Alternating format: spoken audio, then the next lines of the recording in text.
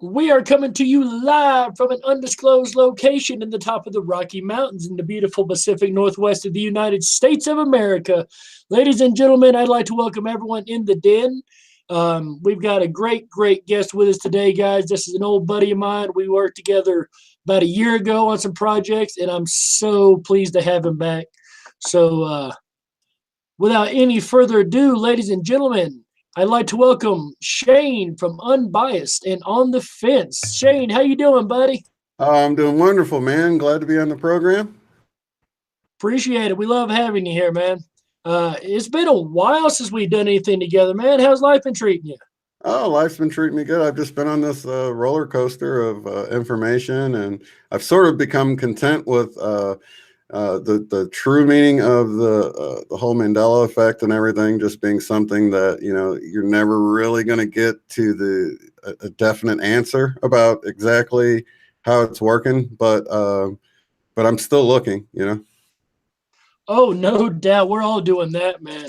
Our channels, we started out pretty much the same path going for Mandela effect. Yeah. And then you and I went in two separate directions. I went into the theories and the interviews like this and getting to know people and trying to collect evidence and research.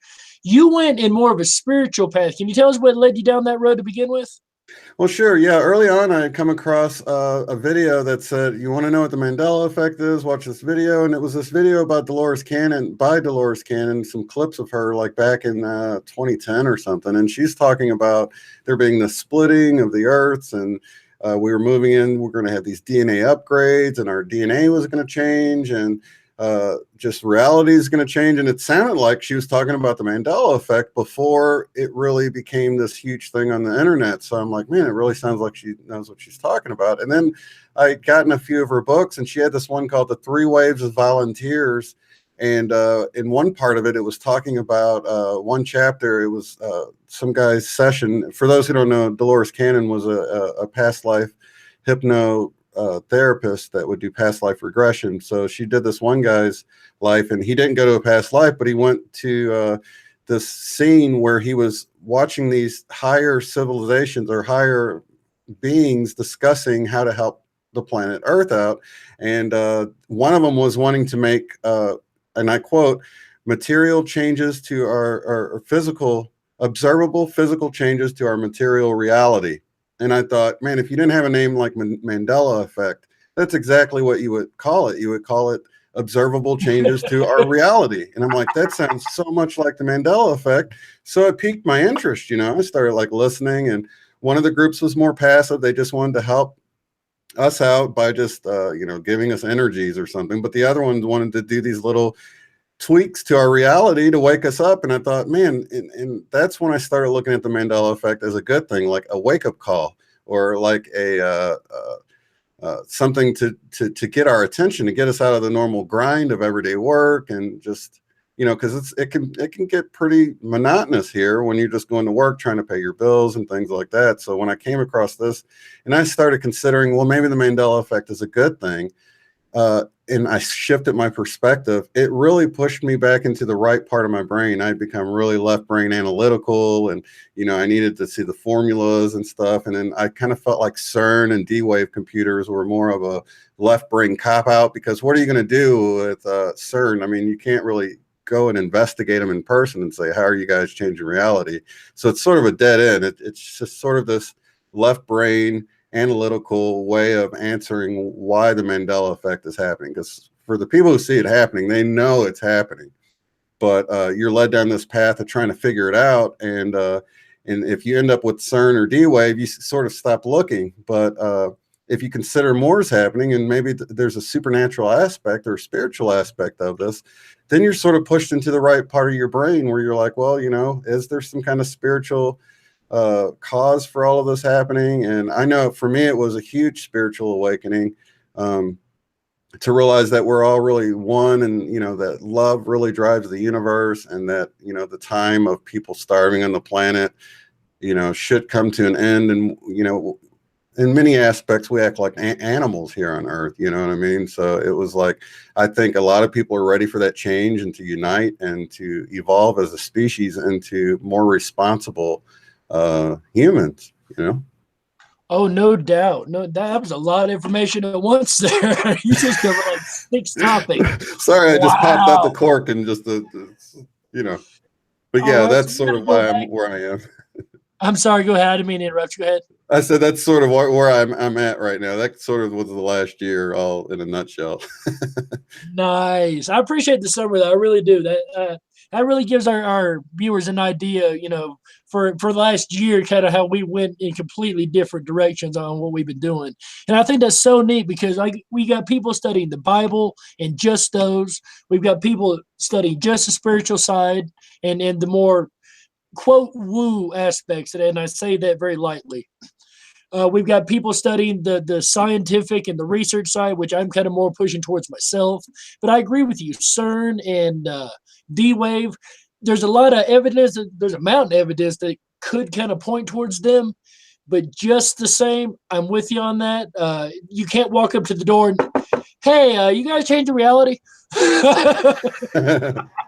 And they're trying a little too hard to say they are. You know, with that video, I'm happy with the guy holding up the Bond Mandela sign and, having that pamphlet with a lot of the Mandela effect changes in it. Like they had,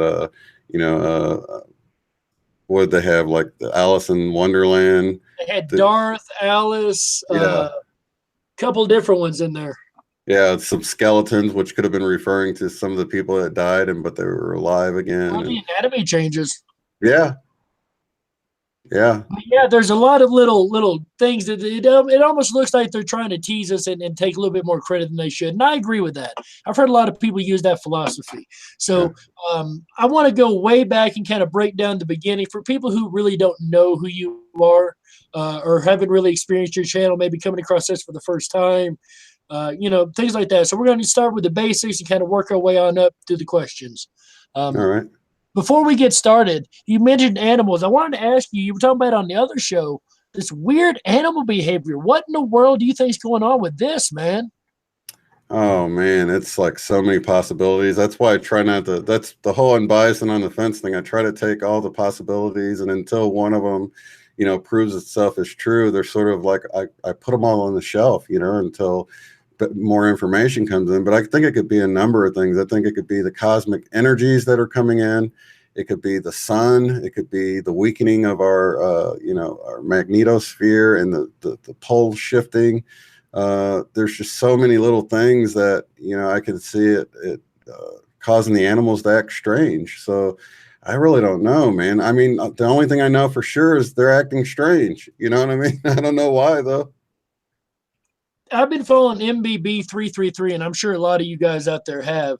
And he covers a lot of weird oddities. And his map, he's got one heck of a map.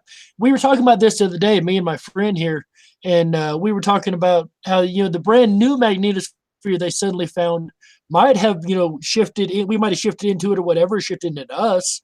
And maybe that's causing all the weird, strange animal effects. Definitely. Yeah, I definitely can see that, because a lot of animals have that internal compass, and if it's weakening, then they could end up in weird places, or they might just wonder what the heck's going on and act strange because of it. Just sort of like, when the tsunami's coming and all the humans are just kind of carrying on, but the animals are heading for the hills, and it's like, why are they all heading for the hills? Because they know the tsunami's coming and nobody else does. So how do they know? Do they sense that vibration in the ground, or is there something else, some other sense they have that we don't have? But we do definitely see them acting strange at other times when we end up seeing something like a tsunami coming, so there's no telling, man. Oh, man. And I wondered about that with the earthquake, if it would stop after the earthquake or the big Hawaii event occurred. I really wondered maybe it was leading up to that, but we're still getting reports of strange animal behavior. So I got to mark that one off. Yeah. And it was coming before that, but we have had an increase in earthquakes all around the planet and volcanoes. So who knows, man? That's true. That's very true. So now with that topic out of the way, I just wanted to ask you about that because you were just talking about it on the other show, and it kind of triggered, hey, I need to ask him. Yeah. So going back to the very beginning, how long have you been affected by the Mandela effect? It was a year ago in March 22nd. Now I'd heard about it about a year before that, and sort of looked into it, and I was like, I don't know. I mean, it seems like the stuff changed, but I just wasn't the type of person that would, you know, pick something impossible happening over a bad memory. You know what I mean? So it was like I just hadn't seen any of the changes that weren't really a memory issue. Because for me, Rodin's thinker statue, I had one as a kid, and there's just no mistaking the fact that the fist was to the forehead for me. It was like if I woke up and my eyes were blue instead of brown, there wouldn't be like, it's not a memory issue. You just know your eye color, you know. And I knew I had that statue. I knew the fist was to the forehead, and there was just no doubt in my mind. And then I pull up Residue pictures of people posing next to it with their fist to their forehead, just like I remember it. Yet you see the statue in the background, and he's got his hand under his chin, or now he's sucking on his knuckles, you know. And that's one of my big proofs that we're not jumping a timeline. We didn't jump from one timeline where the sculptor put the fist to the forehead, and then we jumped into another timeline where the sculptor just decided to put the fist under the chin. Because why would those people still be posing with like the way the statue used to be posing? Because they would have jumped into this timeline, or we would see the version of them in this timeline that looked at the statue with the hand under the chin and mimicked it that way. So I think that's one of the best indicators that we're talking about a single reality and somebody's hacking it or toying with it somehow. You know, I'm a real big fan of that synopsis, or that school of thought too. The fact that it's happening in our reality. Well, the idea, like, I can't say fact, I must re-quote here, the idea that is happening in our reality, Mm-hmm. as opposed to multiple timelines merging together, or whatever the case may be. I am more of a fan of that school of thought, but I'm like you, I'm unbiased, and I try not to rule anything out until I can, you know. Yeah. Uh, so was Rodin's thinker your first Emmy then?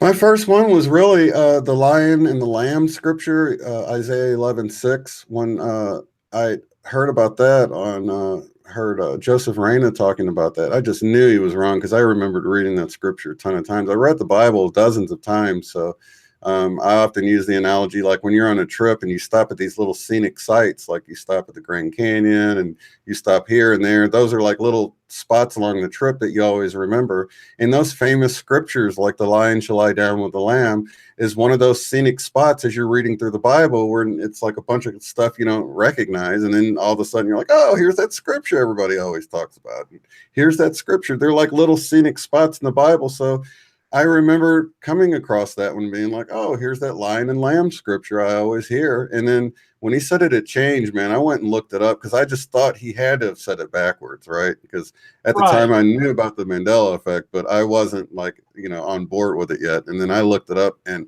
dude, my jaw dropped when I looked at that. And then, you know, I went and checked it in the print, and the print had changed. And then I started looking into it, and I saw Rodin's thinker statue had changed. And I looked up Rodin's thinker statue, trying to find, because I had seen it with the hand under the chin. I thought somebody just remade it and kind of changed it up, add their own style to it or whatever. I had no idea the fist to the forehead apparently never existed anymore. And you can see that's why I actually photoshopped the image of the fist to the forehead, because and it's still the open hand, because I just sort of photoshopped it, but he actually had a clenched fist to the forehead in the original one. But I had to go Photoshop it, because it bothered me that I couldn't find what I remembered. You know, it apparently never existed, but I remember drawing it from time to time growing up. And I remember being with my mom when I bought it, and I even remember hooking my finger in there and carrying it when she bought it at the garage sale. And I don't even think you could fit a finger in there now in a desktop size version of it, because it's so closed together, you know what I mean? So it's just to see that change is just so mind blowing. And that was what really opened it up for me. Wow. See, the thinker statue, I thank God for Photoshop, first off. Not Yeah. for Photoshop, we could not pull our memories back into this reality. Yeah, that's totally true, man. But I swear that guy's he's gonna end up eating his whole fist. He keeps moving around enough. That dude has moved around 15 times in the last 2 years. I swear he gets uncomfortable after about 5 or 6 months and then switches up a little bit, moves his hand, moves his arm. It's weird because yeah, his whole body has shifted. He used to have like his forearm used to be like, you know, his left arm elbow was on his left knee or close to his left thigh or whatever, and then his right hand went across to his right knee, and then his elbow was rested either on the right thigh or on the cross, you know, the forearm. So he's real solid looking in his posture, his pose. He was, you know, now he's real awkward. Everything's shifted onto the left side, and it's just it looks uncomfortable. It just doesn't even look right anymore. Oh, I know what you mean, man. It's weird. That one gets me. That one just boggles my mind. With some of the best residue too. You can't really beat like there's one where there's 18 softball students all posing with the fist to the forehead, yet he's in the background with his hand under. It's laughable. It's like even if you're gonna fake it, all these little 8-year-old kids posing next to it, they'd be like, "Why do you want us to pose like that?" And he looks like that, and it just you can tell it's real. You know what I mean? Yeah, it's that stuff you just can't make up. No, You man. just can't make it up. It's just too real. Who is that famous author that I want to say he visited the sculptor or something about it, and he's real famous for bending over and taking the picture. You know who I mean? Oh, where he mimics it and takes. Yeah. Nah, I can't think of his name, but yeah, where he actually poses after. They even have the thinker pose and like weightlifting or whatever they call it, the thinker pose. And there's a lot of residue around this one, man. It really is. You know, it's ones like that, like the Berenstein Bears, the thinker statue, the ones that you look at and you just know. I was Yeah. watching your show a little while back, and you were talking about you were talking to a guest. I don't remember what you were talking about. You said I was on with Dark Wolf, and he was talking about Lion and the Lamb, and he said if anybody would knew that scripture, it was him, Wolf. Yeah. I'm like, oh wow, I said that over a year ago. He still remembers that. That is too awesome. Yeah, that's totally true, man. If you think about it, if it, you know, that's like if someone's name is a certain way. Like there was one recently where the person's name was really similar to I'm not going to remember it right offhand, but their name was real similar to a change, and then it wasn't anywhere like it anymore. So I knew, I was like, if I'd grown up with that lady's name and then saw how it changed, I would definitely know it changed. You know what I mean?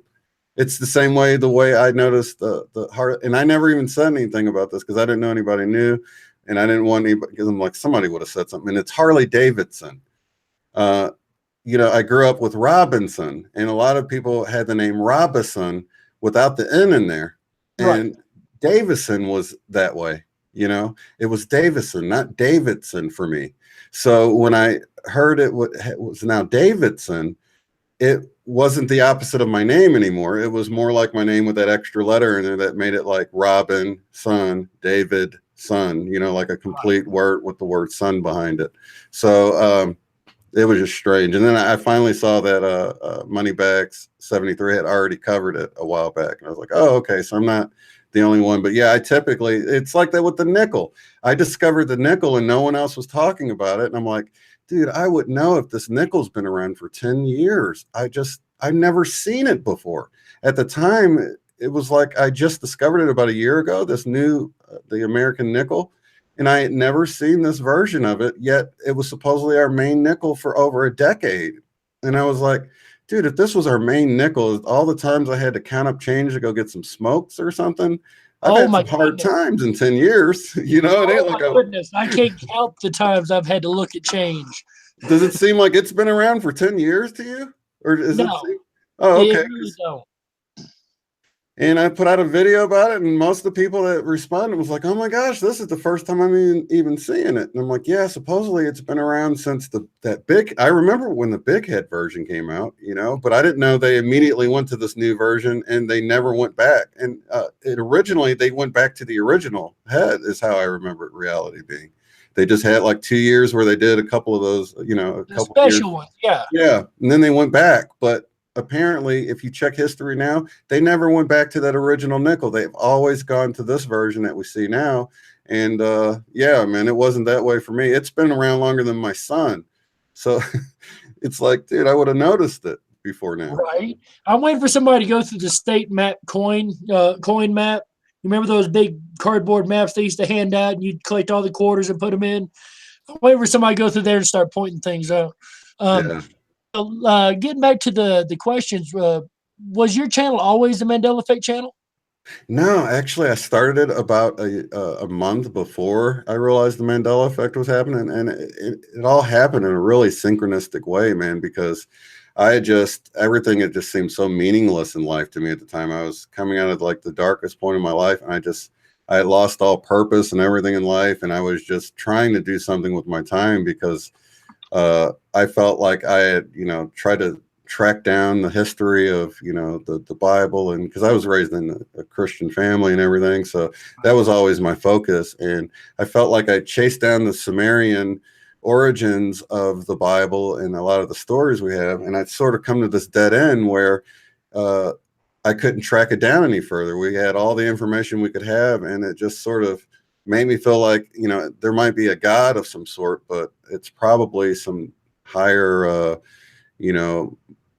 intelligent being, not really a God per se, like we would think of like an all-knowing God or whatever. And then I thought of like the all-knowing God as not this non-personal thing, just sort of an energy that's in everything and brings everything to life, but it wasn't like a personal God like I'd been raised in Christianity. So it kind of brought on this depression, if you will. And I was just sort of wanting to bring up the whole idea of being unbiased and on the fence, and how you get a broader perspective if you're not in a particular worldview. If you sort of get out of your worldview and put yourself in someone else's shoes. So that's how I started out, is because I was like, how could there's certain people, like you think of a suicide bomber, for instance, you're like, how could someone go to the point of committing that act?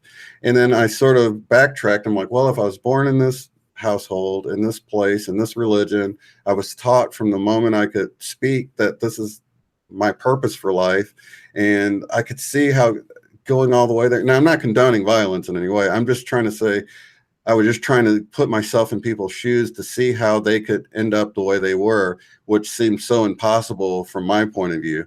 And that's what I thought I'd bring up these topics on the YouTube channel about how can we see ourselves being like other people that seem so different than us. So that was how it started. The eyes of another person and try to see how they're seeing the world, not how we see it. Exactly. Yeah, exactly. So that was my whole premise for the channel. And then a month later, I find out about the Mandela effect, and it was all I could think about, man, because it was just life-changing for me. Yeah, I got to get my message out there. I've got to tell people about this. Yeah. I know what still you try mean. to keep it unbiased, Oh, as a theory guy, I like to go towards one theory or towards another theory, and mind you, that changes every 20 minutes, but still. Yeah. I like to go towards these theories, but I try to stay so unbiased that it's so hard, because you get a mountain evidence over here and you get a mountain evidence over here, and it's hard to tell. You know what I mean? You want to go towards what you believe, but it's hard not to believe something. Yeah. Totally understand it, man. Did you have an interest in the paranormal conspiracies before the Mandela effect? Yeah, I did. I remember, like a lot of people were waiting for some huge event on 2012. I was waiting for the return of the Sumerian gods and the planet Nibiru, and I was into all of that stuff back then. I know a lot of New Agers were looking for some type of ascension thing to happen back then. I was totally just completely unaware of any of that going on back then, about energies and stuff that I talk about now. But I was into that. I loved UFOs, although I've had a few instances where I thought I saw something, but that left analytical brain thinks that, well, was it a flock of birds? Was it just a spotlight? Was it this or that? Trying to logically explain it away. Yeah, exactly. And I never really understood that till the Mandela effect, because at first, man, I could tell my brain was working overtime. That whole cognitive dissonance thing really affected me, because it was like I knew the thinker statue in the Lion and the Lamb scripture, it changed, but my brain was working overtime to convince me that I was wrong about it, like that. And I was like, no, I remember it being the fist to the forehead. There's no, but you know, you can feel your brain trying to convince you otherwise. It was strange, man. It was, I'd never experienced the brain working overtime to prove something different than what you remember so hard, man. It was like, it was really tiring. Did you go through that too at first? Did I? I still do Oh, every okay. day. Every day. And I'm not even, like, guys, I am dead serious. Every day I sit back and go, what if I'm wrong? What if this really is a memory issue? What if we're just all getting stuff wrong? And I have to look at it from that perspective as well as others, you know. And then I sit there for about 5 minutes and I go, nope, Berenstein still has an A. No, it's right. And that's so funny because But you get people that talk to you and they'll say stuff like that to you, like, dude, you have no idea how bad memory is and stuff, and they think you don't consider the things we're talking about right now. You're like, dude, you have no idea how many hours I've pondered what you're saying right now. It's not like I just jumped on board with some theory. It took me a year to even see it was happening, you know? exactly. And what gets me is 3 years on, there's still people that are seeing the exact same things. You know, the Mandela, I ain't gonna say seeing them in time, but you know what I mean. Still Yeah. seeing Mandela. And they're still happening. They're still growing. They're still coming into reality. And that just boggles my mind. I had one happen to me last night. I've never had one of those YouTube Mandela effect things happen. I made a video, and in the video, I'm showing Egypt and how the Red Sea ends instead of going all the way up through, you know, Egypt, or yeah, up to Egypt, cutting it off from Middle East. And I'm zoomed in, and you can see it's land clearly there. And I'm sitting there in front of them going, look, guys, why did Moses go part the Red Sea when he could have walked around it? You clearly see there's no water here. So I go back and check it last night on the stream, check the map, and the water's there. I said, well, let me go back and check my stream, see if the water's there. The water's there on my stream now. I look like a babbling idiot talking about, see, guys, there's no water, and the stream's coming right up the side of the road. And that's great proof, dude, because you know that's happened with the thinker for me. I'm sitting there saying, look, his hand's under his chin, and it's not anymore. He's sucking on his knuckles, but it sounds like I'm not even looking at the picture anymore. You know? Exactly. It's so weird. So, you know, that one's been kind of messing with my head all day. And it's little things like that that just reminds me, no, there's too much evidence. This is definitely real. Do you have the ear ringing? Yes, I do. I'd get the earring and the pressure. The other night I'm out and I'm like, I think we just went through a shift, and my wife's looking at me like, what are you talking about with the weird stuff, you know? But it was like I heard this whoa, whoa, whoa, whoa, whoa, like a pressure on the ears or whatever, and it just felt like a shift or something. But I get that, I get the ringing. I've even gotten this recently, the super high pitch ringing. Normally it's high, but now it's been so high that it's noticeably higher than what I normally get with the ear ringing, you know? Right. Mine's always been that really, really high pitch. And I found a perfect way to describe it the other day. So, you know, when it's late at night, the house is dead quiet, there's not a single sound to be heard, it's just silent. And then you have that sound where you're trying to really strain to hear, you have that ringing sound, that underlying ringing. That's what I hear, that really high pitched underlying ringing sound, as if it's dead silent, but it's all the time. Yeah. I've had that too. It's more static for me. I don't get ringing at those times, but when it's super quiet, it's super roaringly loud, static for me until some kind of sound is there to be able to tell there's nothing there. It's almost like we have compressors on our ears, and when there's no sound, it turns them up and up and up until it hears something, and then it turns them back down or something strange. But yeah, I definitely get the pressure and the ringing a lot of times together, you know, and so yeah, it makes you wonder if something's going on. Have you had any instances where it was like your visual field sort of shifted? It was almost like dizziness, but not dizziness. It was just you just had like a Like wave. everything jump to the left or jump to the right. Exactly. I've seen that quite a few times, and I've just chalked it up to maybe it's my eyes, or, you know, Yeah. I'm like you. I try not to go for the paranormal answer instantly. I try to explain it away if I can. Yeah. But yeah, I've had that a couple of times. Dude, I watched one day. I'll never forget. I'm standing outside and I'm watching this cloud. And the only reason I noticed this is because of the sun. This cloud was starting to cover over the sun. It's kind of a darkened area, you know, and darkened on the back. And it was as it went over the sun, it darkened it. And then I noticed that the sun came back out and this cloud's huge. I thought, wait a minute. So that's what caught my attention. I looked up at it. I watched it move again over the sun, stop, back up. And I even looked at the other end of the cloud to make sure it wasn't just my eyes. The cloud was backing up. It backed up, stopped, and then moved forward again. I said, oh man. And the one time I don't have my cell phone. So yeah, I've seen some really weird anomalies with, just visual stuff. Yeah, that kind of goes along with I showed some images of a rainbow cloud earlier that someone sent me, and they said the same thing, that it had like jumped over in an unusual way. They took still images, so it was hard to show that it moved, but even there were several people in the car that noticed that it had like moved locations really quick, almost like at a blink of an eye, sort of the way they were explaining it. But yeah, I think weird stuff's happening all the time, man, and we just write it off because it's impossible with our belief system. We just write it off to, oh, I must have been mistaken, or that's how the Mandela effect was for me. It was like, I must be mistaken. Like Fruit Loops. Fruit Loops is one of the ones I heard about. Once I realized that it was happening, it wasn't hard for me to understand why I had such a hard time with Fruit Loops and Looney Tunes. I knew for sure they were the other way.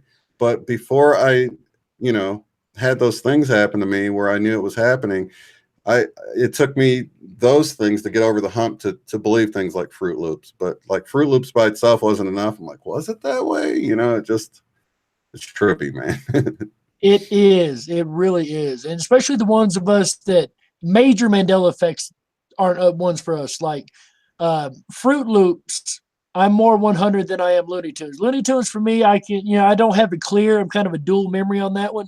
Yeah. It's like the Beatles. I remember seeing the album with the two E's, but then the EA looks right too. So I've got like a full dual memory on that one, Oh, see, I didn't even know about that one. So it's EA now, or? Yeah, that classic Beatles album with him in silhouette, the words at the bottom, it's Beatles. And I got a dual memory. I remember it being the BEE and I remember it being BEA. Right. Yeah, there's quite a few of them that I have the dual memories on. Even with Rodin's Thinker statue, I had the dual memory on in the beginning. I just didn't realize that the way I knew that I had one as a kid never existed. And that's what made me know that it was happening, because like I said, I just thought they came up with a different, rendition of it or something. But when I found out the way I knew it was, and the way I had one as a kid, and it was in the beginning of Mr. Wizard's World, one of my favorite shows, it was like I was surrounded by it so much that there's no doubt in my mind how it was, Oh yeah, Roger's Neighborhood. I walked around singing that song just to mess with people at work. I would just randomly throw out that song, or if things were getting heated, I'd throw out that song just to break the monotony. Yeah. That one was a big one for me. Yeah, that one's a big one for me too. It's like a lot of those ones that a lot of the ones that you had a lot to do with when you were younger, or when you were a kid, or just years ago, but then you didn't have anything to do with it for a long time, and then you notice the change. Those are the ones that are the strongest for me. So like, I don't eat Fruit Loops anymore, but as a kid I ate them. So that's a little bit stronger than something more recently that's changed. And I never really let it go, or like Sex and the City. I didn't even watch that show, but I remembered all the hype about it. And you'd be in line at the grocery store and you'd see Sex and the City, and, it was everywhere. Yeah. Everywhere, magazines, bottles, perfumes, you name it. It scored the market at one time. Yeah, it was just saturated. The whole market was saturated. And like, my best friend watched the show, and I thought for sure he would see it. And when he said, no, it's always been Sex in the City, that was equally as odd to me. It just makes people seem like they're not the same person, man, when they, there's so much that makes me feel like the multiple timelines that people believe in is really a valid theory, because people seem different, man. They won't share the same memories as you, or I don't know. I just don't have a problem with people believing that way, even though I don't think it's multiple timelines, because there's so much that makes it look like there is. It's just like Rodin's Thinker statue is more hard evidence for me in my mind, that those people posed next to it, and then the statue changed since they took that picture. And the picture miraculously updated to the new pose, but the people standing next to it never changed. And it's like, that's just trippy, And that's something else strange too. What does and doesn't change in the same picture. Some things are like I would say art or personal creations, but we've seen art change, so that's not even valid either. I can't figure that one out. Um, from your research, how long has the Mandela effect been going on? Do you think? Man, I come across people that's been experiencing it for 40 years, but I don't know if there's been an uptick in it, if the fact that the internet's brought people together to share their thoughts on it.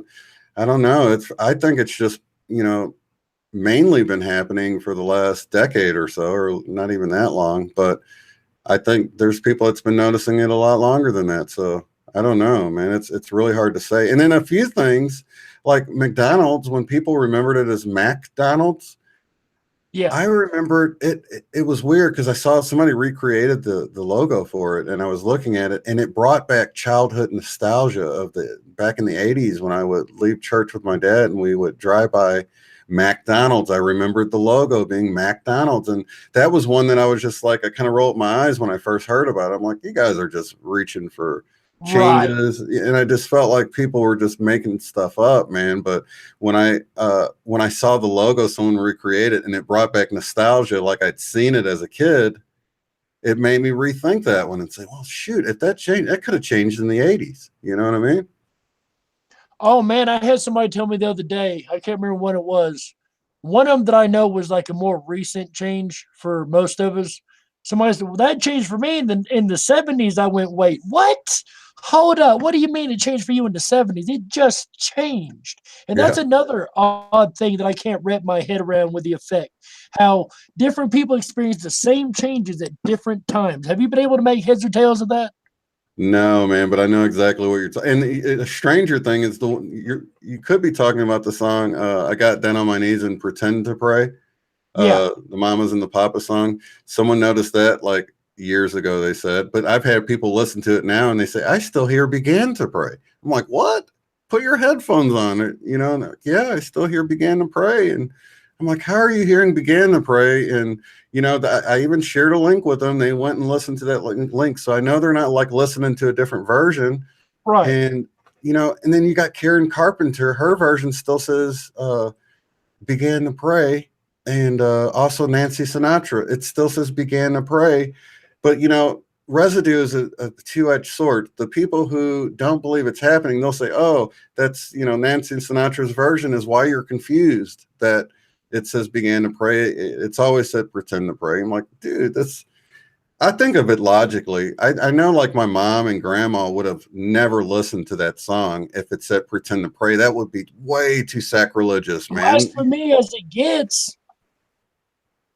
And it's like, what do you do about that? Because it's like, that's not really hard evidence for people. But I know, like, my mom and grandma would just not, they would have steered clear of that song if it said, I pretend to pray. You don't pretend to pray in church. You know what I mean? That's like, you might as well say, tore up a Bible or burned the Bible. It's just like all in that same neighborhood of stuff. But they never had that. I mean, that was probably a reason why they liked the song, is it said, I stopped into a church and I began to pray. You know what I mean? Yeah, for real. It kind of has a meaning, a deep meaning to it. It's like Right. the prophecy with the lion and the lamb being changed to the wolf and lamb. That was prophetic. That verse itself was prophetic. Yeah. Um, we got some stuff in chat real quick. George Bernard Shaw was the author that we couldn't think of earlier. George Bernard Shaw. And he said, can you ask Shane if anyone has told him he is glowing and looks younger since his flu? Oh, awesome. That's awesome. Yeah. Yeah, I've had some light work done maybe to me or something. I also had some my friend over Lauren Hansen. She's a QHHT or a BQH practitioner, and she did these light code alignments on me. And so yeah, definitely want to check over with her if you think it looks like it worked, because she can do it for you too. Okay, so let me ask you. You've mentioned it a couple of times, so let's really get into this a little bit. I don't have a lot of questions about it. I'm kind of relying on your knowledge on this one. I've studied it a little bit, but I haven't had time to prepare the questions for this part of the interview for say. So Okay. this is kind of your wheelhouse. You've done a lot of interviews with people into the QHHT. Hmm. So I haven't really talked to a lot of people personally about it. Like I said, I've done a little bit of research on it. Can you explain to everybody what QHHT is? you explained who Dolores Cannon was earlier, but kind of how it got its start, what it really means, what's going on with it, and kind of information comes through. Just kind of give us a good rundown of QHHT, if you would. Okay, yeah, it's just Dolores Cannon started it, and she started, hypnotherapy back, I don't know, 1960s or something. She's been doing it. She's passed away now, but she was doing it for a long time and refining her process for doing it. But she found people would go back into previous lives and discuss, what their life was like as a different individual and different races and cultures and lifetimes and everything. But at some point she began to see people were coming in as what we would term star seeds or wanderers, volunteers coming to help raise the planet's vibration. And so she's written books about it, The Three Waves of Volunteers, and that was the one I mentioned earlier where it sounded like they were talking about the Mandela effect. So what really validated her work for me personally was she would put someone in hypnosis and she would talk to their higher self about, being shown a previous life or something along those lines. But then at some point she would ask for the super consciousness. Now the super consciousness would come in and it would explain why she was shown those certain past lives and what she needed to deal with and things like that. But what really added a lot of weight to it for me personally is she could be over in, say, London or one part of the world and be in a session and go to this super consciousness and then go to someone that didn't know that person and do another session. And when she would get to that super consciousness, it would continue a conversation it had that it was coming from a completely different person. So it was like once she got to that super consciousness, it was the same consciousness no matter who she was hypnotizing. So unless she was lying about it, that to me validated the work she did more than anything else. And the information she got to me proved that she was not lying about what was going on in these sessions, because a lot of the information she got was just, it resonated with me a lot and it made a lot of sense. So from there, the QHHT, she started training people on how to do that. And then some of the people branched off because QHHT, since Dolores Cannon passed away, they don't really like to do things at a distance. You have to be in person. And they've got, guidelines to carry the banner QHHT. So there's Beyond Quantum Healing, which is basically the same thing, except they can do it at a distance. They can do it through like what we're using here, like through Skype or through Hangouts or Zoom. I think a lot of them use, and Right. They can do past life regression at a distance. And that's sort of what we're seeing this uptick. But yeah, that's basically it. Dude, Dolores Cannon, like I said, I looked into a lot of this way back in the beginning of ME when, we were all kind of looking into it at the same time pretty much as a community. Mm-hmm. And her work intrigued me because, like you mentioned, and I loved that, when she got to the super consciousness, she was getting the same answers no matter what side of the world she was on, who she was talking to, like continuing the conversation on from previous conversation. And I thought that is validation if ever you needed it. So I thought that was really intriguing. Do you think, and of course I think I know your answer, but do you think since Dolores Cannon, real QHHT has happened, or do you think it's kind of morphed into something a little bit different? It's hard to say, man. I'm just kind of looking at it from the outside. I've read enough. I read 3 of her books now, and I think the information she got is definitely spot on.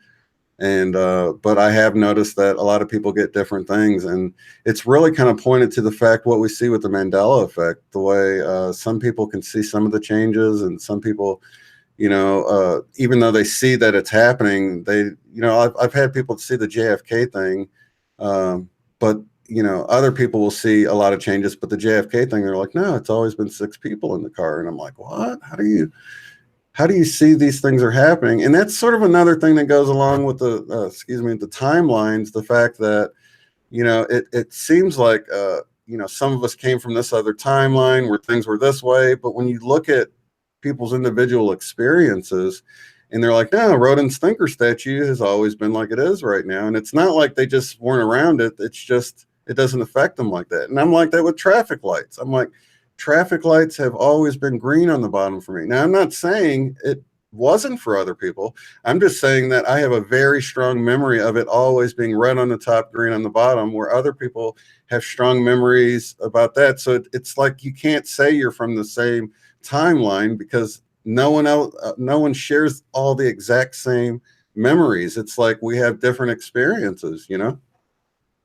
Oh, I know exactly what you mean. Hold on, I've been presenting you the whole time, and you got me. Okay, there we go. I know exactly what you're saying there, and it's really strange when it comes to that because it does make you want to go back to the timeline thing over and over and over. Real quick, if I may take a channel break for a second, guys, we got a lot of people here. Make sure you hit that thumbs up button if you like what we're doing. Make sure you go ahead and hit that subscribe button if you're new to the channel.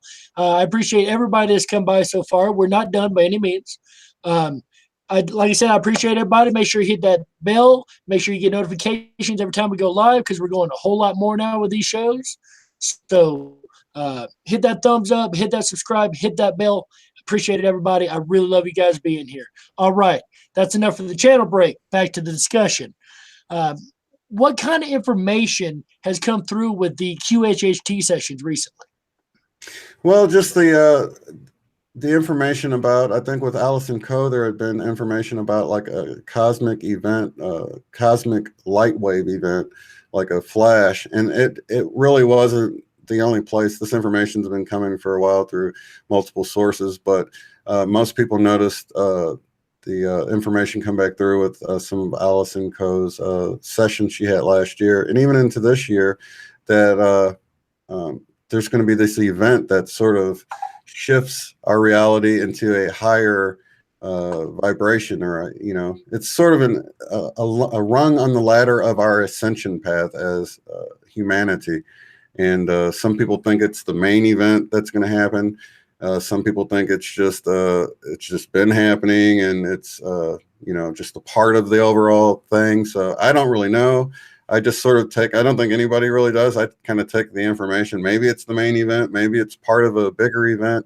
But I think all of it ties together, in my mind anyway, when we look at things like the Mandela effect. I think that's some of the best proof for people who see it anyway, that, we're not in Kansas anymore, as they say. You know what I mean? We've got things, reality changing right before our eyes in an impossible way, according to just about any worldview you have.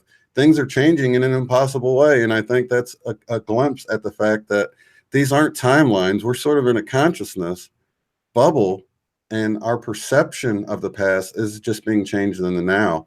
And I think that's why we see residue, like the thinker statue, where people are posing next to it and they haven't changed. If somebody really went back in time and changed that statue, then the people that posed next to it would have mimicked it in the way it is now. So I think our perception of the past is being changed in the now. And when you really begin to look at how residue is created, you begin to notice how it seems like whenever you introduce human consciousness into the equation, you end up with residue. So like, for instance, say you come across a Febreze label at the store and they spelled it out with handwriting in the old way it used to be, Febreze. So that was a person that knew how to spell it. They wrote it down from memory. And then at some point, reality shifted. And because they wrote it from memory and not from copying and pasting on a computer, say if they would have copied and pasted it, then you would have taken the human consciousness out of the equation.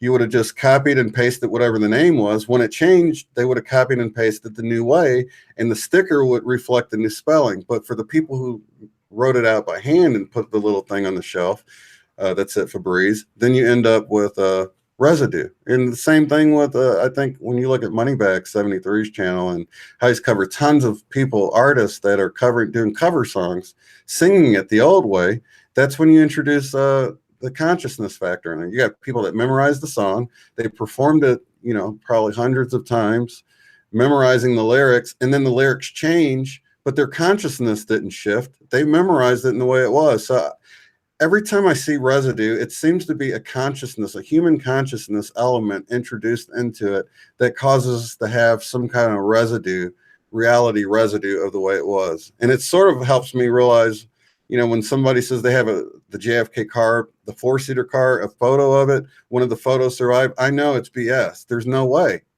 There's no way that it doesn't work that way. When you get to looking at it, you can tell you don't ever have like a piece. you won't have a picture of Rodin's thinker statue the way it used to be, because it looks as if it's always been that way. You know, you might have a drawing where somebody was sitting there and they drew it while they're looking at it, and now they're saying, oh, this is the picture I drew when I was sitting right next to Rodin's thinker statue, and it looks just like it used to look, because that's how it was when they drew it. You got that human consciousness in there. So yeah, I think that's a big element. Yeah, I'm with you. I'm totally with you. Can you hear me? Okay. Yeah, I didn't see it lighting up down there at the bottom, tell me my son was going for a second. It is going to be a bit lag between my lips and the sound because I'm running through another program. The reason I didn't have this on, but they requested to see me. So, hey guys. Yeah, consciousness plays a huge role in it. And the double slit experiment proved that. That hands down, without a doubt, consciousness affects reality. We can't quite explain how or why yet, but that's not been a question. Just like I said, the double slit experiment. Yeah, the double slit experiment is sort of my thoughts on, okay, so you know how people say there's an infinite number of timelines where things are happening. And I think one of the problems, because I just brought this out, I said, I think the whole timeline idea is sort of, it's a great symbolic way of looking at it, but it can sort of lead you down this path of wrong thinking when you think of the double slit experiment. Okay, so at any moment right now, we've got this infinite amount of possibilities. Say where our conversation can go, for instance. Right. You know, I might say this or that. All those possibilities are there, but as soon as I say it, it collapses down into a single timeline, if you will. It's not really a timeline, but it just collapsed down into the reality of what the words I spoke were. You know what I mean? But we had this infinite wave of possibilities, but they aren't all continually going. Like there's not a version of me that went a different direction, and it's existing out there somewhere. And you know, I'm in a different part of the conversation saying something different right now, and then I can hop over into that timeline. It's like as soon as I chose what I chose, that wave, it popped the quiff, as Fred Allen Wolf said. You pop the quiff, the quantum wave function. You made your choice. It collapsed down into what the reality is, and now there's a whole nother wave of possibilities where my conversation can go. But there's not a billion, you know, timelines going, you know, parallel with this one that I can just jump into one. It's helpful in a sense to think of it like timelines, but in a sense, it's sort of misleading to think of it as anything but symbolic, in my opinion, you know, because when you look at the double slit experiment, you don't have, you know, you collapse it into a choice as soon as the consciousness comes into the equation. It does beg the question, though, what happened to all the other choices that were there? If they do take off on their own offshoots and own realities of themselves. And, you know, I wonder about that all the way down to the next breath we take, or is it like huge events, or whether we decide to move or not? You know, I've always wondered what's the cut line on that. And I know there's no answer to that, but, you know, when you get really into thinking about stuff like that, that's what's going to drive your brain in circles. Yeah. Real quick, I want to jump topics. Go into synchronicities real quick, and I'm actually leading somewhere with this. Do you think there are messages in the changes, first off?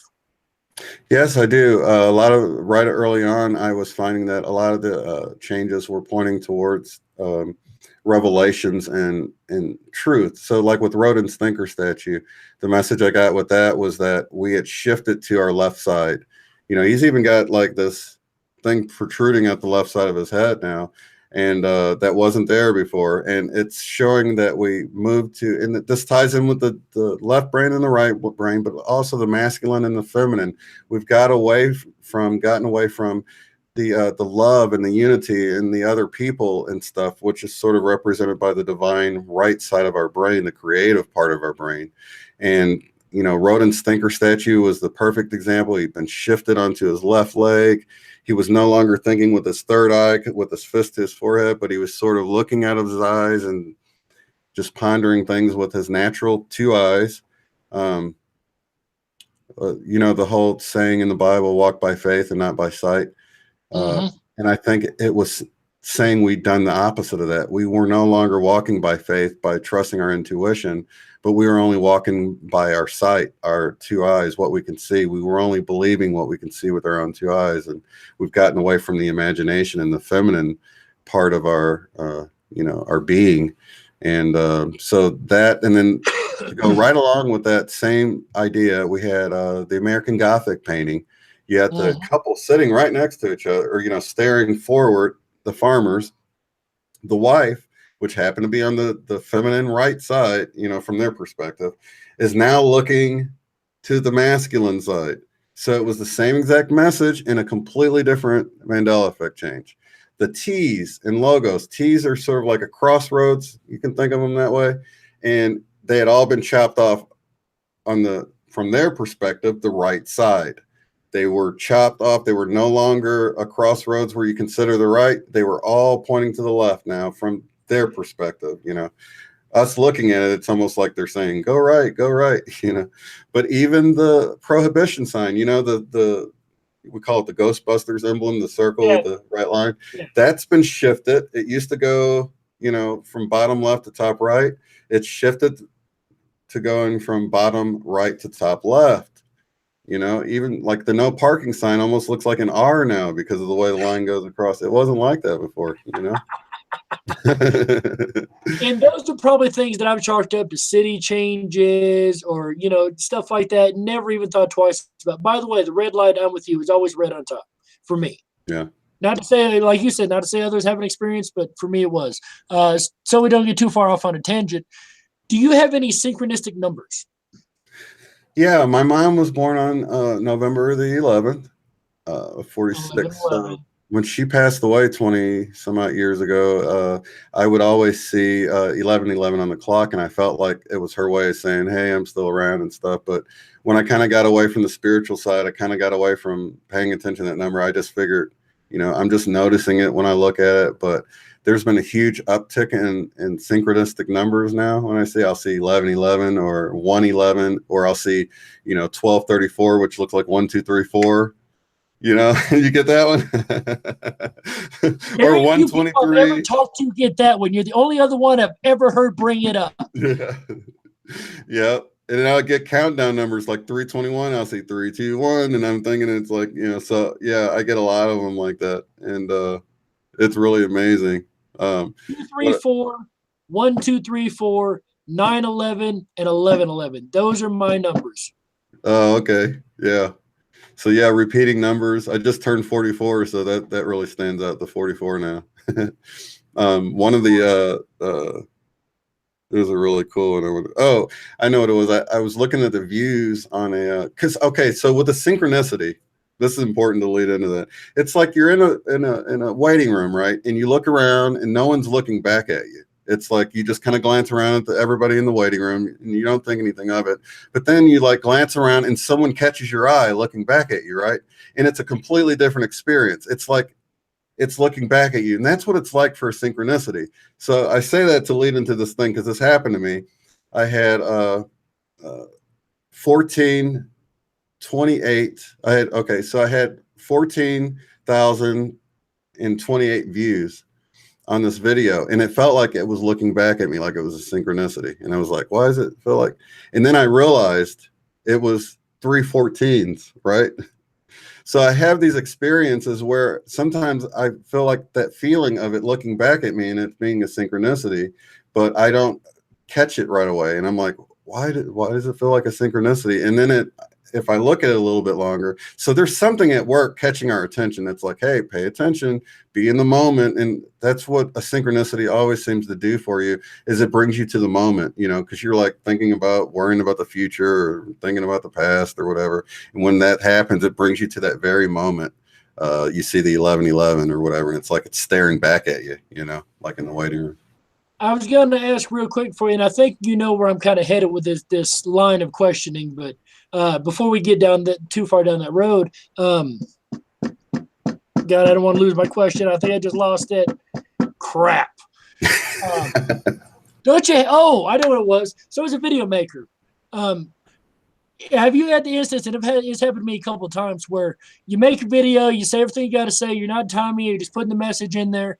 You get to the end of the video and you upload it or whatever. You look at the time and it's exactly 11 minutes, 11 seconds, or 3 minutes, 33 seconds, or number six like that as a creator.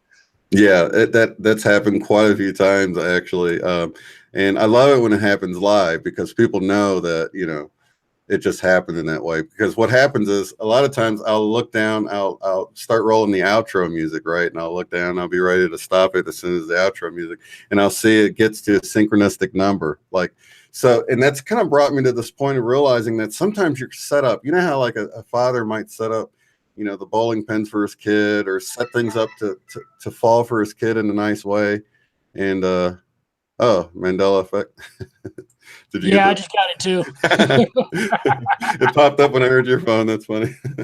So yeah, I think sometimes we're put in range of something, right? Like in a synchronistic way, like things are set up for us, but it's up to us to take that next step. So I think synchronicities happen by themselves all the time without us doing anything. But sometimes there's synchronicities can happen in a way where you're set up to do it. So there's been a few shows where I look down and it's counting up and then I'm right about to hit it and I see that I can let it roll one more second or I can stop it a second early and create it. So I think they happen in both ways. We can be set up to help create them.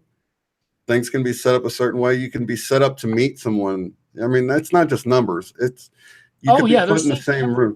Yeah, so you're put in the same room with someone that you could spark a conversation up with, that you need to talk to, but you can choose not to. And I think that was a really good indicator for me when I saw that kept happening, that it was like letting me know that was its way of saying that, look, sometimes you're put in a position that you can act upon something or you can just ignore it. It's our free choice. And I think that's the lesson I got from that. I'm always looking for lessons. Somebody mentioned in the chat, and I've had this too, and I'm only going to mention this and move on to this question. The reverse numbers like 1221. The onomatopoeias, I guess they're called, whatever they are, where it's the same backwards and forwards. Have you had very much of that? Just real quick. Yes, I do get those too. I do notice those, and I think it's a reflection of something. And I always consider that at the time. I'm like, is this showing me this is a reflection of myself? Because a lot of times it will happen. And I've mentioned it before. I'll quickly mention it before we move on. Is that I'll get numbers like 522, which reminds me of, say, Matthew 5:22, a verse in the Bible, and it will be going along with what's going on in my life. So I get numbers in all sorts of ways. They're not always just repeating, but like 522. Had popped up once and it reminded me of a scripture, 522, and it made me consider that scripture. So sometimes things happen and that wouldn't have meant that for anybody else probably, but for you, it was kind of like a signal, a signpost. Yeah, I'm always paying attention. I think all these times that we stay in the moment, we can see that we're always getting messages, you know what I mean? Whether it's the song on the radio or the time on the clock or something, somebody walking by says something. Yeah, so they're always there. Definitely. So I asked people around, and what I try to do is for these streams, I try to get, go into one of these 24/7 groups, which I'm a part of, and I'll ask them, hey, I got such and such coming up. Do you have any questions you want to ask them? So I got one question from everybody in the group that I was in. They're all curious. Tell us about Sam. What exactly is Sam? Can you explain to us the whole concept? Because there's a lot of people who don't quite understand exactly what's going on there and what it is and all that. So could you explain that to us? Okay, yeah, I can kind of summarize it. It's like 20 hours worth of videos to watch. I mean, I do have a playlist that for anybody that really wants to get in depth with it, but in a nutshell, my guest, Nathan Sanders, had a near-death experience back in 2013, I believe it was. And during his near-death experience, he met someone named Sam. And subsequent to that event of meeting this Sam character during his near-death experience, he began to ask questions and use Pandora's music box or just music on the radio. And he would get intelligent answers from Sam, this person he met during the near-death experience. And over time, he's developed this relationship where he can ask questions and get intelligent answers. And so that's basically what Sam is. Gotcha. And it's crazy to me because, I love watching Nathan. And for those who don't know or did follow the series on Shane's, what was it called? Synchronicity, mysticism, and the Mandela effect. Thank you. I would have screwed that all up. Uh,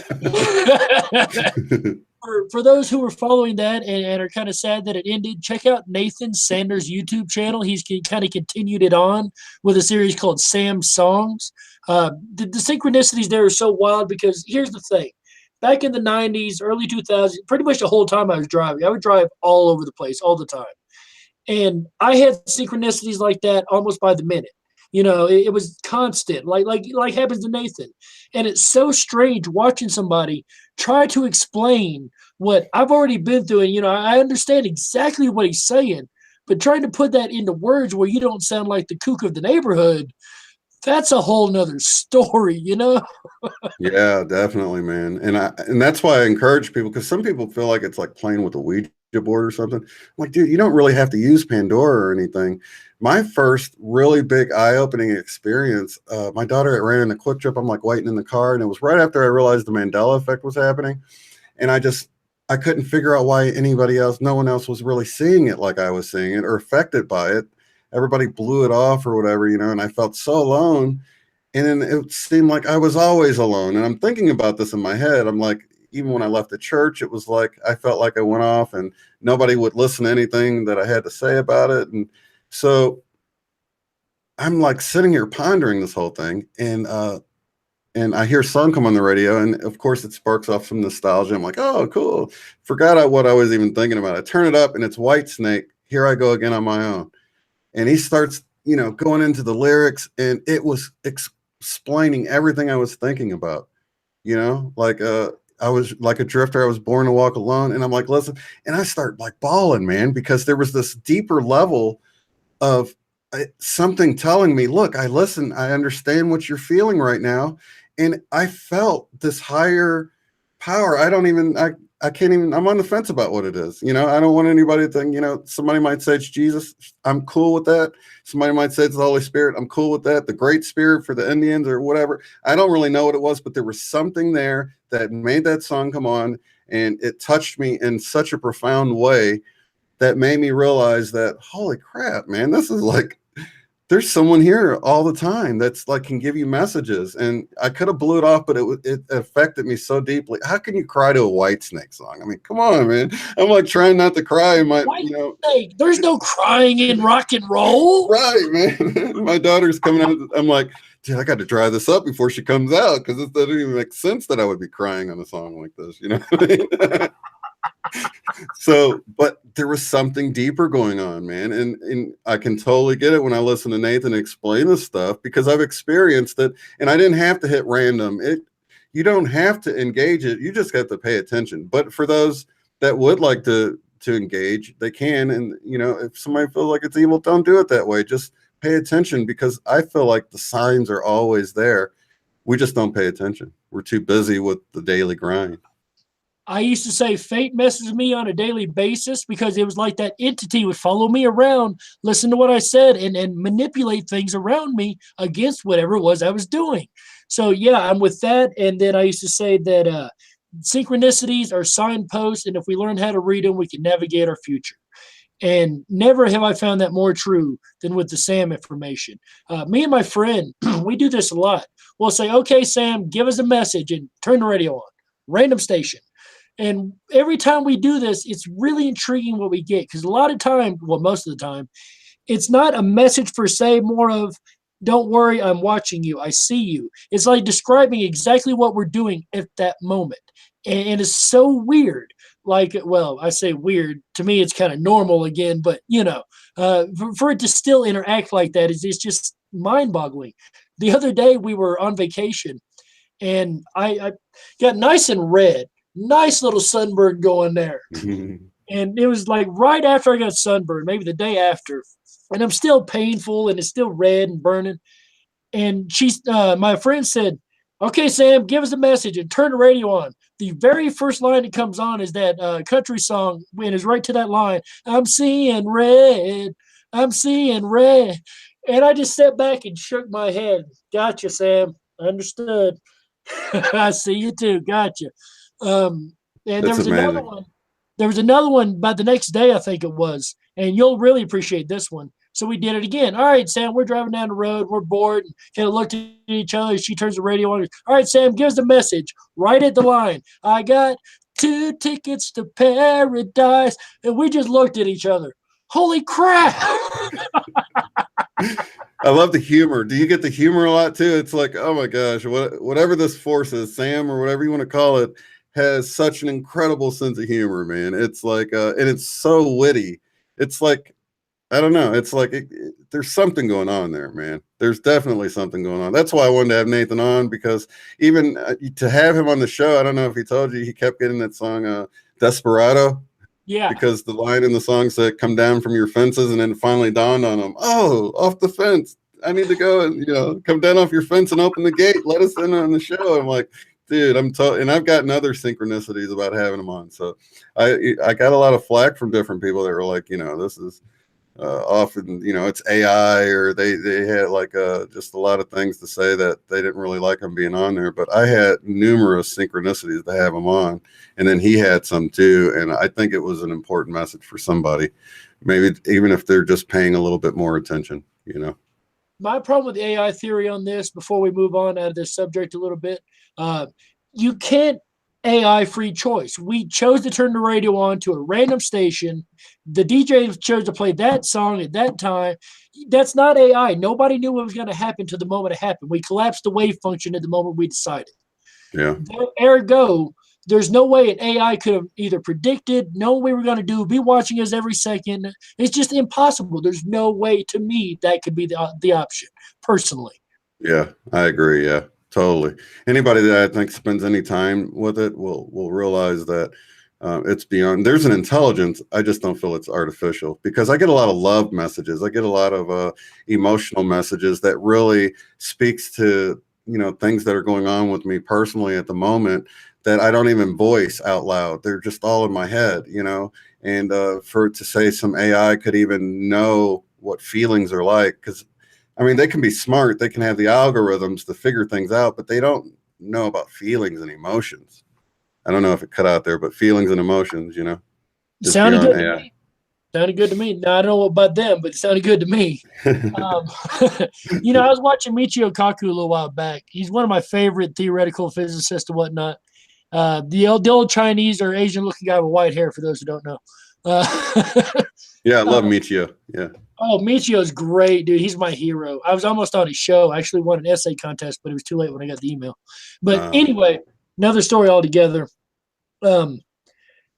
He said that, he was talking about AI. He said, don't worry. Right now, AI is about as smart as a cockroach, a really, really retarded cockroach. End quote. That's not my words. That's his. Yeah. So And I don't even think we got a lot to worry about with algorithms and AI just yet. Though we're not taking any time. I don't think we're there yet.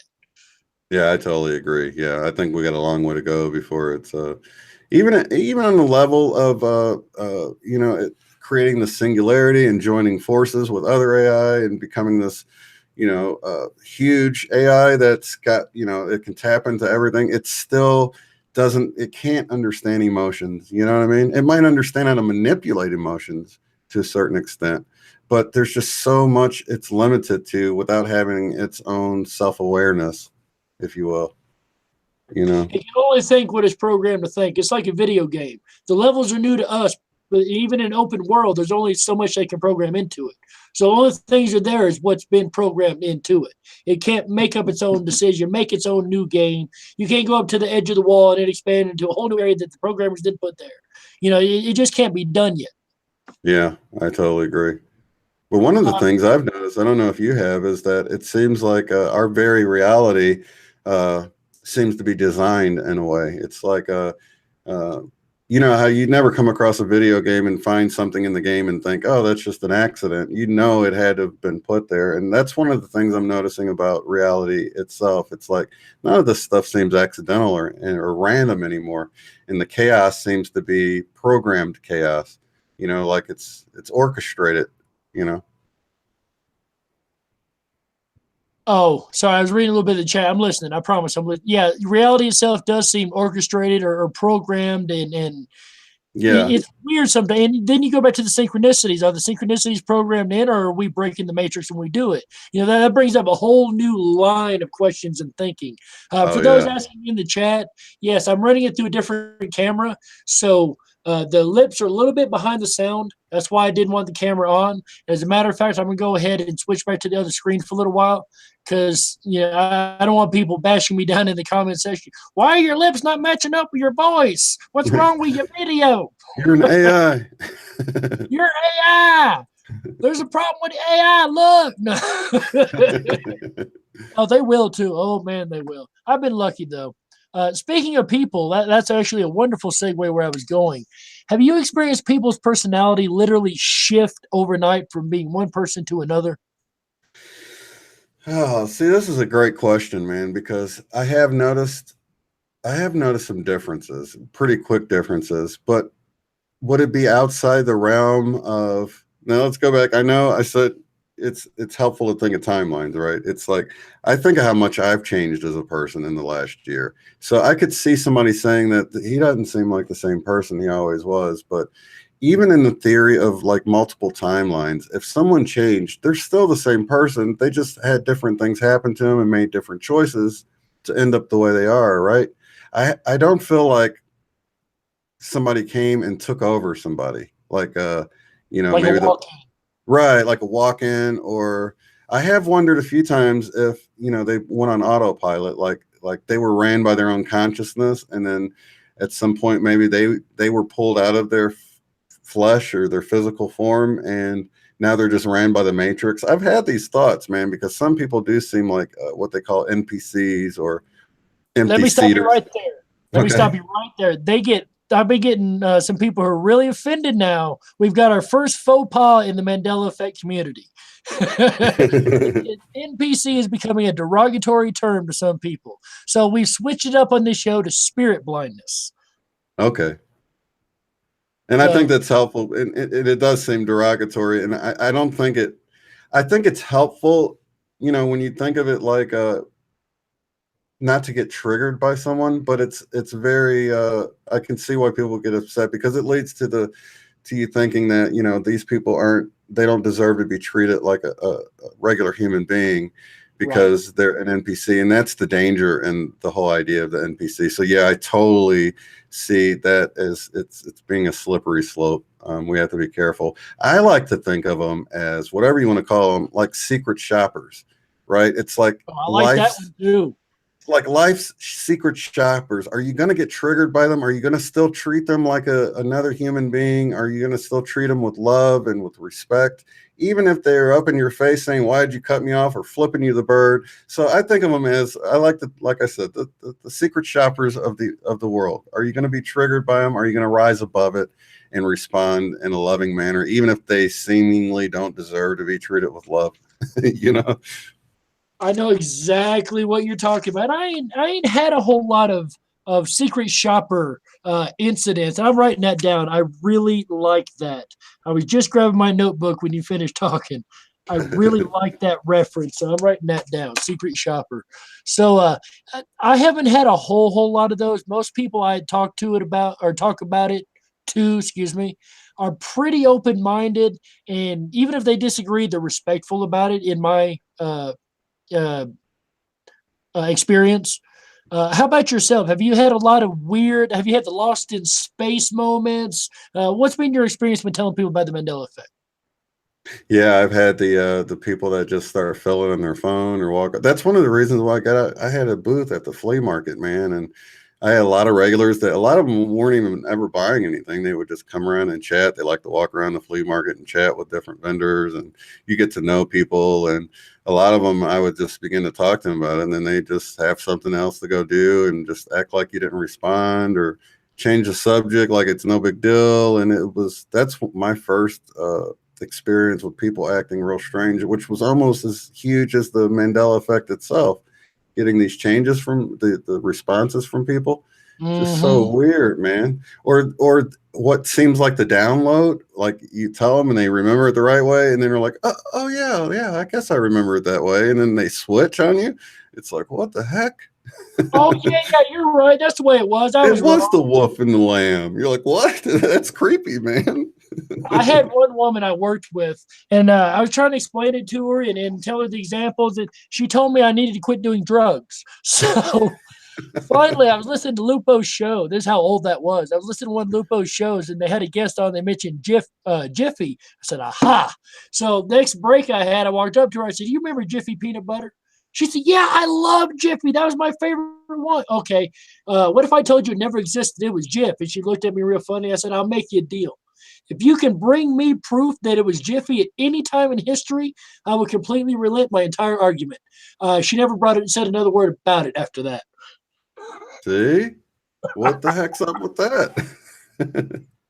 She couldn't disprove me, so she let it go. One thing I've been really lucky with in my life, especially since I moved out across the country up here to the Northwest, is I've got people around me, like I was just mentioning, and one close personal friend who I can talk to about the Mandela effect.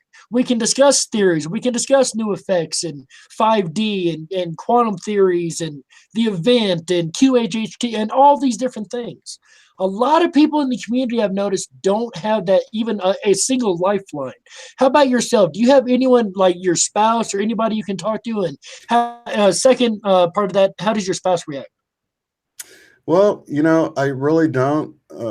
My wife puts up with me nicely. I'll say that, and she sees it. It's just she's like, "Well, I just got regular life to deal with. I can't get absorbed in it like you have and stuff." And I get it, But I also see her like go back on certain things like Swiffer. I remember her looking into the Swiffer, and we always pronounced it Swiffer, but it was pronounced Swifter with a T in there. But now it's spelled with a double F. And I remember looking up videos about it and stuff. And so yeah, I totally see where she's coming from. But no, I don't really have anybody that you know. My best friend that he would have been that person. He's not, he just gets angry now, and it's like weird. He's one of the people I think of when I think of people that's changed, because, we could always discuss anything. We went through church and got out of church, and he actually got out of church before me, and we would have these debates, but they were never like they are now. Now they're so condescending. And, I just said something about fake news the other day. Wasn't even talking about politics. And he goes, "Oh, what are you, a trumpeter now?" And I'm like, "Trump? What's Trump got to do with anything?" I guess I don't watch news, so I have no idea. But I guess he said fake news, and he just thought I was repeating Trump or something. And he just, I don't know, man. It was just, and he's one They of the people I automatically think put of. you into one category or the other. Oh, you're not for me, you're against it then. Right. So yeah, I don't have that person to talk to anymore, and uh, it's just like so no, I don't really have anybody. I've got my viewers and the channels on the channel, but that's about it, man. Nobody in real life. Now, my That 11-year-old son, but he doesn't have the experience to talk about, but he's totally open to that stuff, and he sees stuff, and he sees synchronicities a lot, and he's great to talk to. And but he doesn't have a lot of experience being 11 years old with has he remembering things. noticed any himself that actually affect him? Yeah, actually, Pikachu. It was so funny because he was in art class drawing Pikachu, and the art teacher said, class is already need to wrap it up, and he had to color in the tail really fast, the black on the tip of Pikachu's tail, so he had that solid memory to go off of. And he goes, "I know it was black because that was the thing I had to do really fast before class ended to finish my drawing and stuff." So, and that's one of the little indicators. You have these little things that seem like coincidental things, but I know it was like, his memory peg for that change, so he would remember that, Right. on purpose from a higher source we don't understand. And it's funny because kids, they seem to be a lot more connected to that source than we ever were. That have you had a lot of experience with your child doing any kind of weird paranormal stuff or seeing things as a child or having that really strong imaginary friend or anything like that? Well, he did say a couple of things that happened with him. We were talking about, he said, I was walking in the hall and I just had this weird feeling come over me where everything just seemed like it was just all a play and nothing was real. And I'm like, oh, you had to peek through the veil. I never got that as a kid, but I've gotten that as an adult since the Mandela effect. Actually, it really hit me really strong where everything I could see that orchestrated thing I was talking about, but he already got it, man, at 11 years old. He's walking around the hall and he's seeing how everything seems, like a game, like it just orchestrated. People are just walking, doing their thing in their own worlds. Um, and he, of course, was with me when I had one of my UFO sightings. We saw a light flying through the clouds really fast. And it wasn't making any sound or affecting the clouds. And don't know what it was because it was in the clouds, but it was definitely moving at an unusual speed and not making any sound. And we got to both see it together. We both looked at each other like, what was that? What? And of course we didn't have a phone or anything. It went away a little too fast to record, but yeah. So I've got my little buddy to talk to about stuff, and he's great. That's awesome. At least you have somebody in your life that you can, even if he don't quite comprehend the whole thing, he can at least semi understand what's going on. Yeah, definitely. Nicholas Simpson says, please tell Shane my hubby's the same. My hubby not chatting anymore. My best friend can't see it. Yeah, it's And rough. that seems to be pretty common, a lot in the community that I've noticed. Mm-hmm. Sort of the reason I got that White Snake song when I was really pondering that early on, and that's why, it affected me so much. It's because a lot of times you feel alone when it starts happening, and I'm so glad we got this community of people, loving people that are come together and discuss the changes, and they treat each other well, and they all understand what it's like because they deal with it in their own life. So. Exactly. Let me ask you, we're going to use the word shifting for just because it's the terminology that's general within the community, whether you believe in the timeline theory or reality theory or single reality, whatever theory you want to believe in. So that's just the terminology we'll be using here. Have you ever caught anything changing mid shift? No, never. In fact, I don't think that's possible in my theory. So whenever I hear somebody say that, I'm always a little bit leery of it because I feel like it's sort of like if you were playing The Sims, if you were the programmer of The Sims, and say your character had bought a red car, right? And then at some point you pause the game, you switch it to blue, and then the pictures that were hanging on the wall that they took changed as well, and everything changed, and then you unpaused it. How would they see that change? I feel like it's something along those lines, like we're being hacked at a moment. I hate to use the word hack because it has sort of a negative sound about it, but I just feel like reality is being hacked, and you won't see a nickel change to the new style while you're looking at it. And if you do, you won't even realize it, I feel like. So yeah, there's a video where the guy walks to the doorway and he sees the Berenstain turn to Yeah, I was Berenstain. going to bring that up a minute ago when we were talking about fake stuff. Go ahead. Yeah, that's definitely fake because he went and showed the Lion and the Lamb scripture, and he just switched wolf and lion. He didn't even make it the way because it used to read a little differently. It wasn't just the word lion switched to wolf. It didn't say the lion would dwell with the wolf before, like it says now with, Lay or down with the lamb. or would dwell with the wolf. It used to say the lion shall lie down with the lamb, and he didn't make it like it originally was. You could tell he just, and we used to do stuff like that. I went to school for special effects and stuff, and we would have, we'd have to pick something to do as an assignment. And if the Mandela effect was going on, we would have been doing Mandela effect stuff back then. There's no doubt. And I wouldn't doubt if he's a student for special effects and that was an assignment he did. Because I've got assignments I post online where I have like Lamborghinis floating. I didn't try to put it off like they're real. I just, had it posted to turn in as an assignment. And you can actually go to my Scranimation YouTube channel and see some of my old, special effects things. But I'm not trying to put it off like it's real. It was just an assignment, Right. Exactly. So the way I understand it, then you're saying that a shift is instant.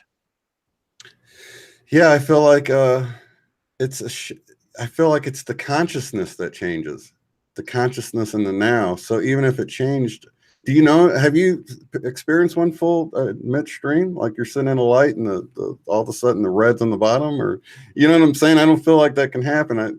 I know there's another YouTuber and it's sort of messed up his credibility for me because he said he saw the lights change while he was sitting in a light. And I'm like, I don't buy it anymore because, you know, I don't know that I can trust anything because I don't feel like it works that way.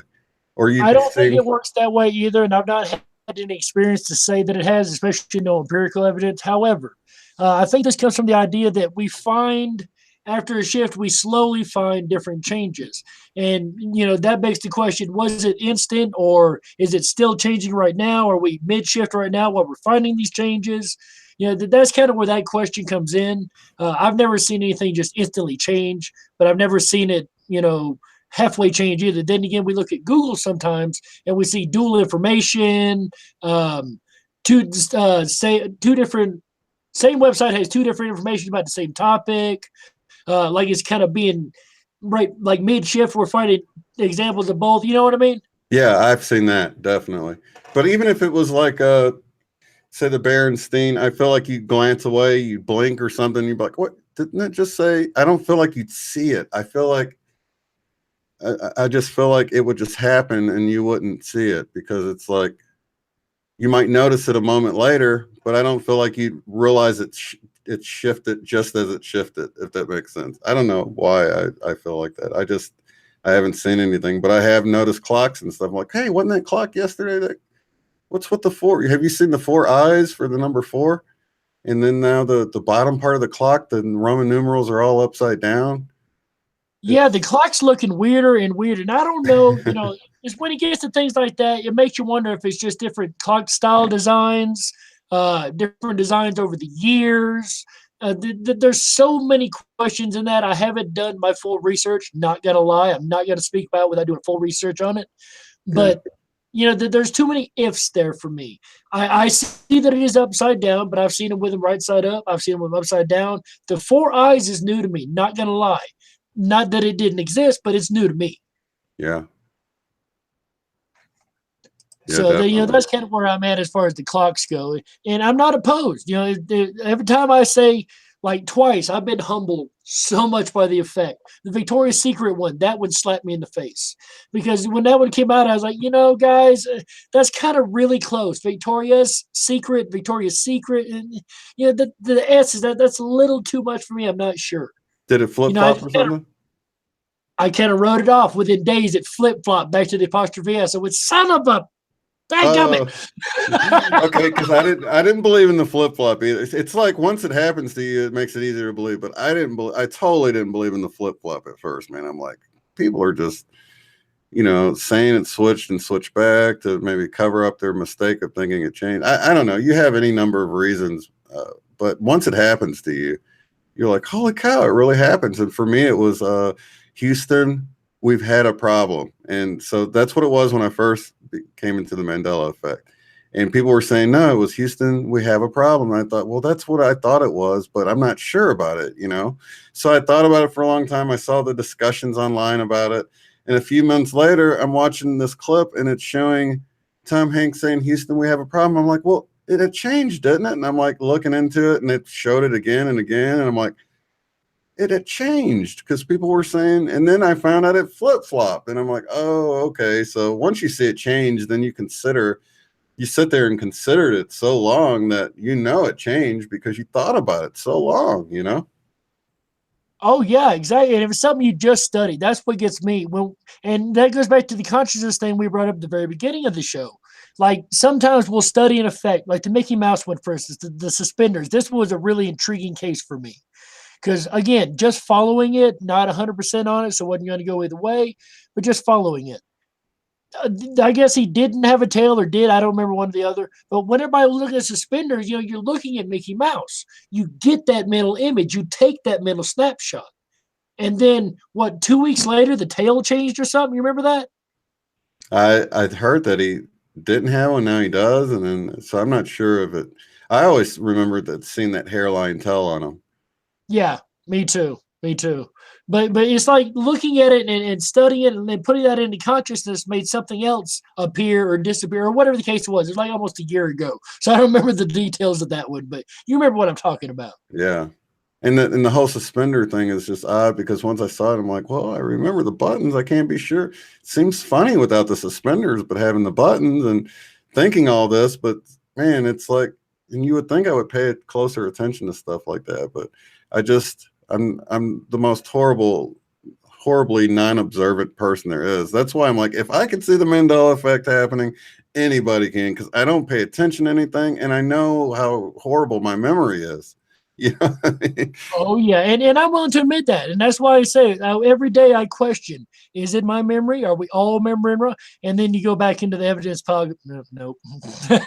Yeah. There's certain things like the whole JFK thing, man. There's like that's not a memory thing for me. It's like I remember being traumatized by the footage of the black and white footage of four people in the Right. car, and it's like how can you think there was two women in the car? It's so vivid that there was three dudes and the woman. There was only one woman in the car. There was no bar across the. For me, the original is still so sharp in my mind. It's not really a memory thing. It's just I know I've seen it for decades. It's like it's not trying to remember what it was like. It's knowing what it was like. You know? Exactly. And those certain things like Berenstein, I've got an anchor memory on that.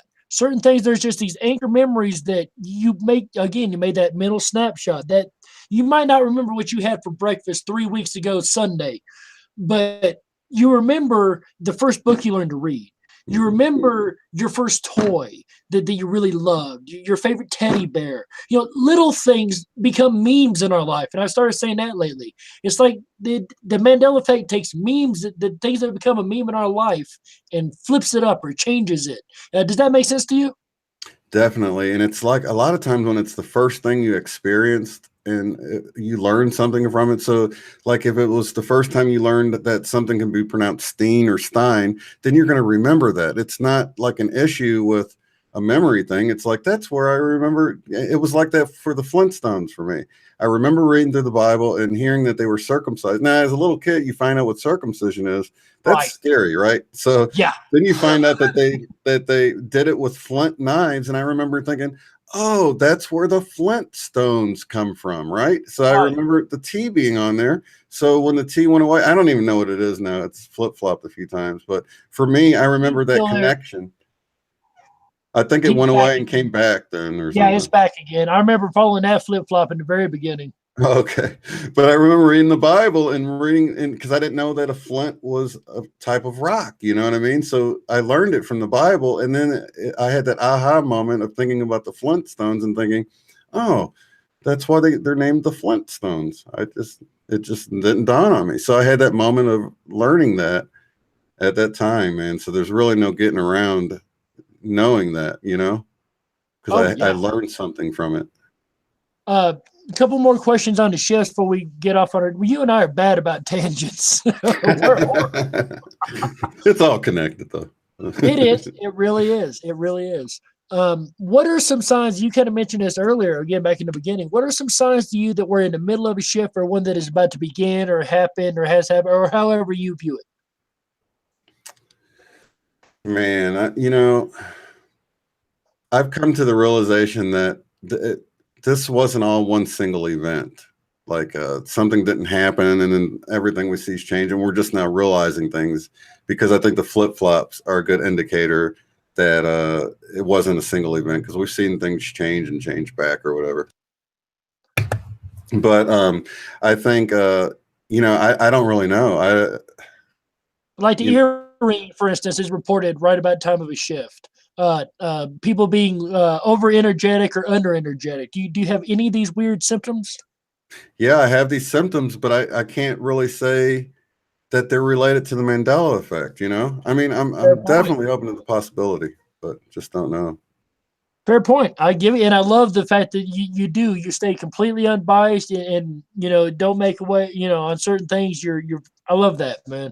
Can't find a way to word it, but I like that you stay like that. That's really inspiration to me to keep me reminded. Hey, you've got to. got to stay on the straight and narrow. You can't go this, can't go with that. You have to really look at all evidences, and I appreciate that. Oh, no That's a problem. service to itself that you give us in the community. And even if I had a moment, okay, so if I had a moment where I read the scripture, right, I had the ringing in the ears, and then I like read it the next morning, and then it changed, then I might connect it. But I haven't had anything like that to say that, you know, maybe there's a connection there. I think it's all connected, but you know, it's a direct connection. The ringing was an indicator of something changing at that moment or whatever. Sort of like the, you know, Matrix and the cat and the deja vu when he saw the cat again, and you know, they had that, and then the wall was bricked up where the window used to be. And it, you know, I haven't had anything like that happen where something happens and then I see a change immediately afterwards and realize, hey, maybe that ringing in the ear was that happening. So I don't know, bro. It's hard to say. So, what would you say to those that say that we are manifesting the ME changes? Do you think that's even possible? I definitely think it's possible, man, because I feel like it's directly tied in with our consciousness, and I feel like we create our reality to a large extent. So yeah, I feel like, you know, we've done a few experiments and they failed for us to change and make an ME happen. So, you know, maybe we're not going about it right, but I don't know. I I've been definitely working think we on have a one specific one. There's one product logo, and I'm not going to put it out there again. I don't want to influence it. So when it happens, I can be like, okay, finally. But there's one product logo that I'm working on and adding something to. So if that ever changes, I'll let you guys know. As soon as that ME comes out, I'll be like, hey, that was mine right there. That's mine. right. But there's one person that knows exactly what I'm trying to do. So I got somebody to back me up if it ever does happen. I have told one person that I trust to keep it to themselves. You know, Did you pick something really popular? I That's did. I picked something that's like a worldwide brand. okay. So if and when it changes, you know, it's one of those things that I can hear money bags in my head already going, "This is just so bizarre." And I'm not picking on Moneybags, guys. I love Moneybags. He's got the best evidence pool I've ever gained. Oh With his yeah, I love thumbs up, Moneybag. thumbs down, like he's one of my best evidence pools. I love Moneybags. So please don't go back and say I was talking crap or making fun of him. I'm really not. I love him. Yeah, yeah, me too. Hey, who was it? Was it? I think he might have been the one that brought up the whole Jeopardy archive thing. Did you Yes. get to check that out? Yes. That was a brilliant find. Oh He's yeah, good man. at his research. Really good. Yeah, yeah. We're thankful for Moneybags. I've used some of this stuff. The T's getting chopped off came from him. So yeah, he's been a huge important part of this whole thing. One of the reasons why I've kind of steered away from just focusing on the effect because I'm like, dude, he's got that wrapped down. I'm going to move off to what might be causing it or other things like that because Right. you know he totally has the you know he has that all figured out. That's one reason, one of many, that I didn't go into pointing out changes. And every now and then I still do cover, you know, a couple here and there, but that's not my thing because you got, especially back when you and I really got started, you had 300 channels doing 800 changes. And I'm being facetious, but you know, you get the idea. Right. Uh, you had the people focused on the map changes. You had the people focused on the Bible changes. You had the people focused on these changes. And it was so inundated there was not a place for another changes channel. It just wasn't needed. So, and Yeah. I think that's why you and I kind of went off in our odd directions that we did. You spiritually, me theoretically, and all that. I think kind of helped mold the way we went, Yeah.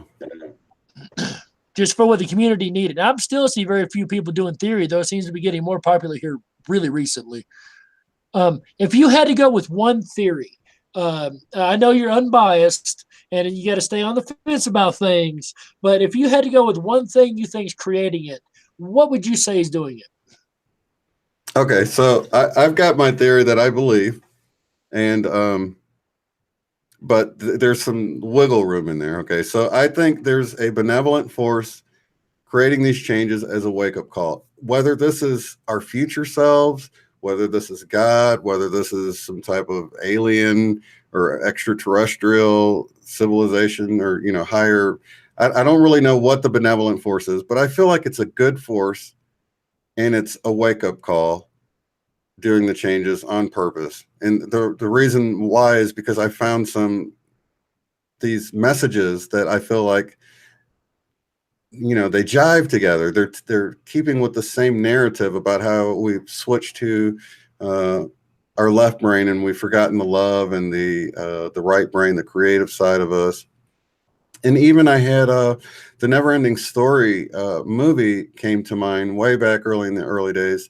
And it didn't have a change in it, a Mandela effect change, but I felt like it was an archetype for what was going on. And then if you guys remember, the nothing was taking over the land. And it's explained that the nothing is what's left side of your brain, and play on words, after the fantasia or the fantasy, the human fantasy part of the brain is taken away. You're ended with the left. So the whole movie was about this simulation within a simulation within a simulation, because you got the person watching the movie about the boy reading the book of the story of the boy in the book. So you've got 3 levels of this nesting realities, and everybody's taking part in the reality underneath them.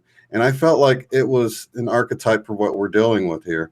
The boy that was reading the book was able to make changes to the book by, at the end saying the name. I don't know if you guys know the movie or whatever, but yeah, it was a real popular movie. Loved that movie. Yeah, and he was able to, and I was having all these epiphanies watching it and seeing it as a parallel of what we're dealing with right now, and how we can engage that right part of our brain. And that's all it took. It took, it got down to where there was just a grain of sand left, and all he had to do was use his imagination to create reality again. And he created everything and put everything back in a better way. And I feel like it was another message I got. And for some reason, I felt like I needed to go watch that movie. So many things have happened to me that seems like coincidental. But yeah, sorry to answer such in a long way. But yeah, that's basically. Oh, no, please. I want to hear your whole theory. I think it's great. I'm hung on every word.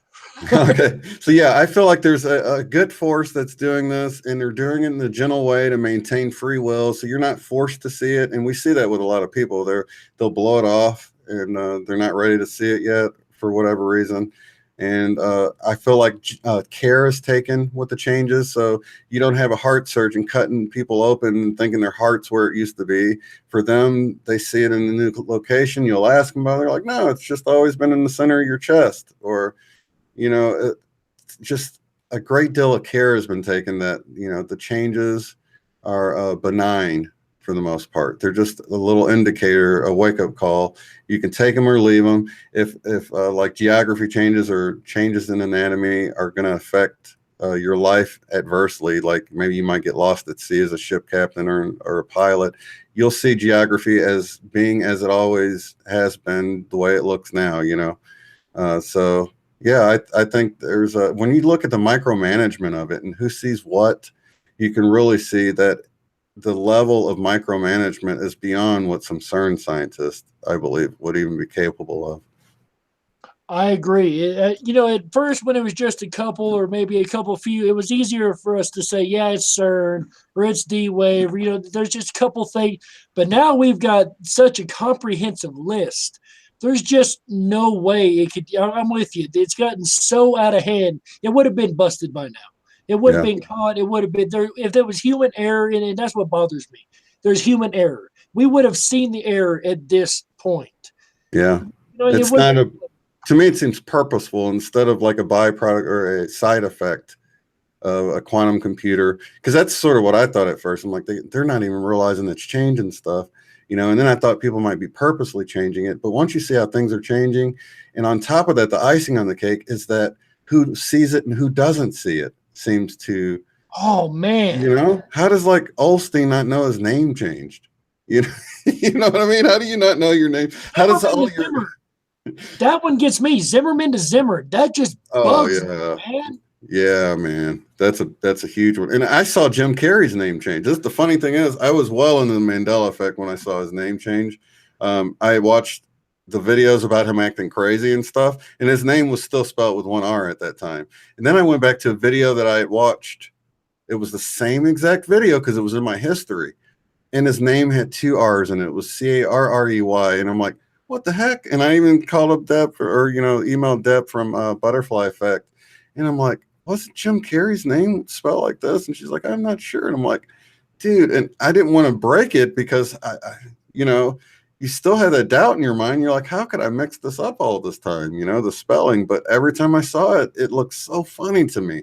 And then luckily I had somebody from Mandela Effect researchers had this list of people's name, and they had, you know, Zimmern mentioned and Jim Carrey was mentioned in there. And that's when I was like, oh, thank God I'm not the only one that sees that, because sometimes you just don't want to say anything because, you know, you figure somebody else would have said something by now. What drives me crazy is when you go on YouTube and you find these most misquoted lines of all time, or the most famous misquote. And it's like they took everything we talk about the Mandela effect and just made a list out of that. That's so funny because you mentioned that, and someone else, Nathan Sanders, had talked about listening to NPR, and they got that, you know, that talk game show thing that they do, and they mentioned like 3 or 4 of the Mandela effect changes as being something commonly mistaken, you know. Oh, that just drives me nuts. And now the Jaws line is like one of the most famous misquotes of all time. Are you serious? Come on now. Come on. Luke, Like, I'm your father, and all, Luke, I am your father. That's another one. Don't and get that's me funny because started that's on Luke. and that's so funny. I'm like, dude, that's been covered so much. I can't say for a fact that I remember it being the way it originally was. And people will get upset with you. I'm just being honest, man. I remember seeing Tommy Boy saying it into the fan and stuff, and I remember those things vividly. But I can't. I was too young when I saw the original movie in the theater. I can't be sure. You know, same way with Scotty, beam me up, Scotty.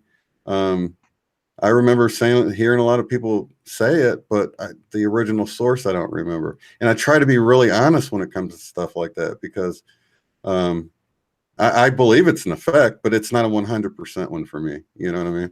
And that right there, I've been preaching on this ever since I brought this series back this season. That right there is something that we really need to be keep an eye on. And not to scold the community, I don't mean to, but just kind of a self reminder for everybody. If you're not 100% on something, admit you're not 100%. You don't just go along with a change because 800 people thumbed up and 2 thumbed down. If you're not sure, admit you're not sure. We want the most clean data pool we can get. If you got dual memories, admit it's a dual memory. Don't be ashamed or embarrassed of it at all. And I think that's what some people are ashamed or embarrassed. I should remember this, or I don't remember this. Don't be ashamed or embarrassed. Everybody, to be as honest with yourself as you can, and that makes you more honest with the community, in my opinion. If there's a Mandela effect, yes, I know it was like this. Cool, stand behind it. If it's one that you question, make sure you keep that grain of salt with it. You know. Yeah, I think that's super important. That's one of the reasons that it makes it so difficult to investigate, because you have to really rely on other people's memory. I've got enough 100% ones of my own. I can say it's happening, but like when it comes to, say, the traffic light, I can't say that I'm sure, you know, that other people are 100% sure, because you just don't know. You have to really trust that they're 100% sure when they say that, because a lot of people will say that and they're not. So it just makes it really difficult to research it when you have to rely so much on other people, and you don't know if they take 100% as seriously as you do, you know? Right.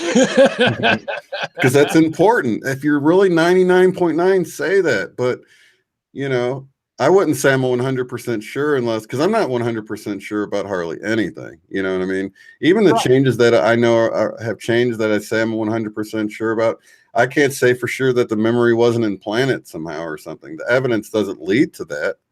But, you know, I can't not be on the fence a little bit that, you know, that I'm not even here right now and not in some kind of simulator and somebody's just changing things. You know? The implanted memory thing is another reason that I sit back and wonder about, you know, is it real? Once again, I question, I'm like you in that fact, you know, being unbiased. I question every day, all the aspects. Is it memory manipulation? Is it the government? Did they get the technology right? Could that explain why it's only a group of us and not other? So yeah, I'm with you on that. You know, but I think we got pretty good proof that it's not that, because of, once again, the rodent stinker residue. When you got people posing next to it, how would they have made those people pose like that? You know, in the way it used to look, but yet the statue looks different now. Now I know things could be fake. They would have to go along and fake a lot of stuff to create all of the different proofs that we have as residual reality proof. There's not enough MIB sightings for that. Right. That's a whole nother wormhole, the Men in Black. Oh man, I mean, think about it. If it was government and them trying to change things, we would have MIB sightings left to right, them getting caught changing stuff. Oh yeah, man. So yeah, that's ruled out. Even by logic, that's ruled out. But even if you don't want to go the full logic route, even by those terms, it's still ruled out. Right. Exactly. Yeah. In the same way with internet only, that's you know, a dead thought, because we see it in print Bibles that's been printed a long time ago that's been changed. And so yeah, the whole theory of it being an internet only phenomenon is not a valid theory. There's a lot of bad theories floating around that can be easily proven with just logic and just pondering and thinking about things, you know? Right. Yeah, my friend, like I said, we discuss it all the time. Like it's a main subject of discussion because I'm just a little bit more than a little obsessed with it. But she said, you know, she threw that point back at me, and she's very affected, and she doesn't question it. But again, we're bantering back and forth. She said, well, what if it is just an all internet thing? I said, yeah, that's fine until you go to the store and look on the shelf. Good point. Yeah. Yeah, that's a good point when you're walking through. And, you know, I've noticed my daughter works at a store where she sees a lot of products and she doesn't see hardly any of the product changes, because when you're walking through the store, you're subconsciously seeing it the new way while not thinking about it. And it's overriding that old memory. So you see Fruit Loops while you're walking by and it doesn't dawn on you, it's misspelled.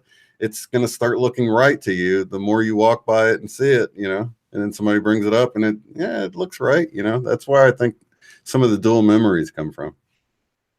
Yeah, you know what? I wonder about that too. I really do. The dual memories mess me up, especially that Beatles one. Have you had that happening more recently? Let me think.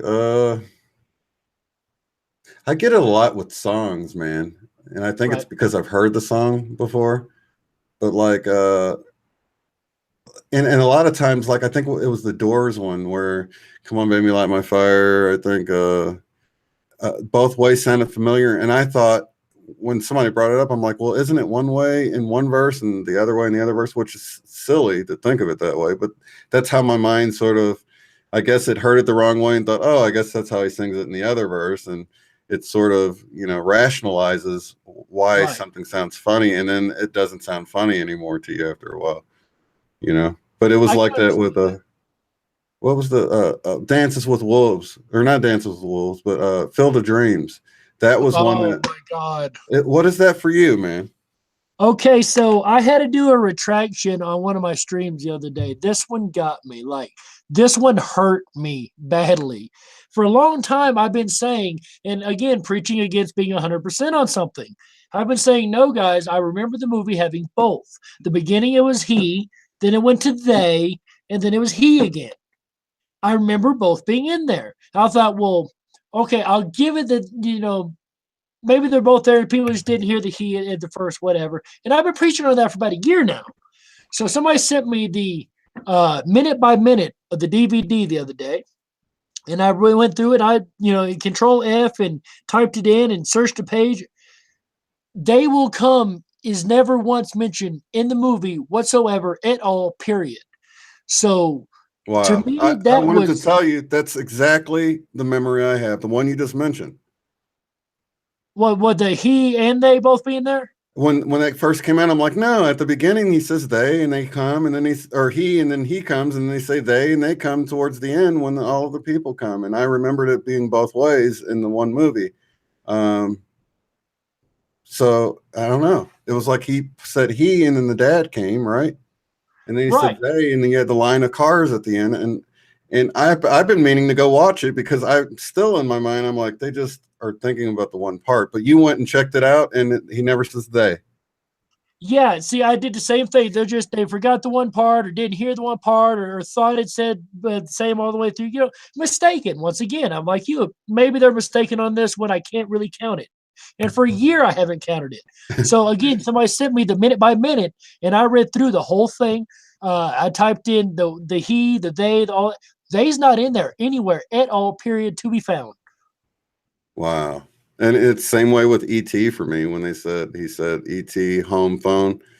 And I remembered him like messing it up and then getting it right. So that's probably another one where, I'm thinking it went one way and then I'll go watch it and it won't be that way at all. So he just says home phone the whole time. Have you checked that one out? Whole time.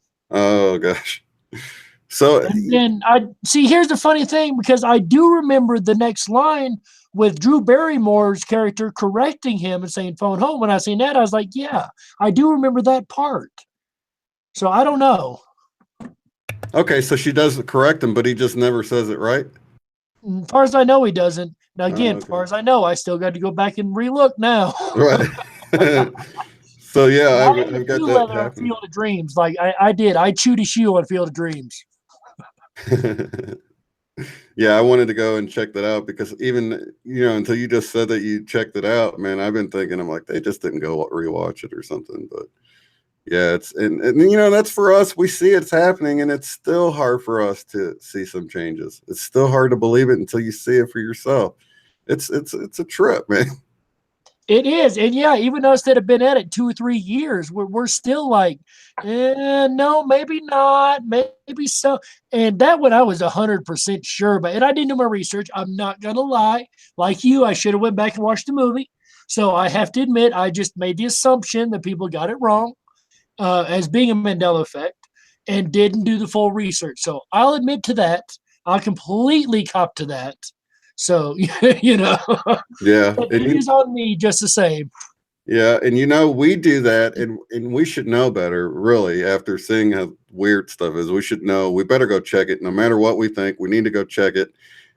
Even though we know that, I still come across people time and time again that don't believe in the Mandela effect, will say things the way we all remember them they used to be. I think, who was it that, I think Guy Fawkes had brought up a post of somebody saying, I had braces in the 80s when that movie came out, Jaws, and I remember Dolly had brought braces, and Jaws had the metal teeth. She didn't have the metal teeth, and he was really confused about what people were saying happened.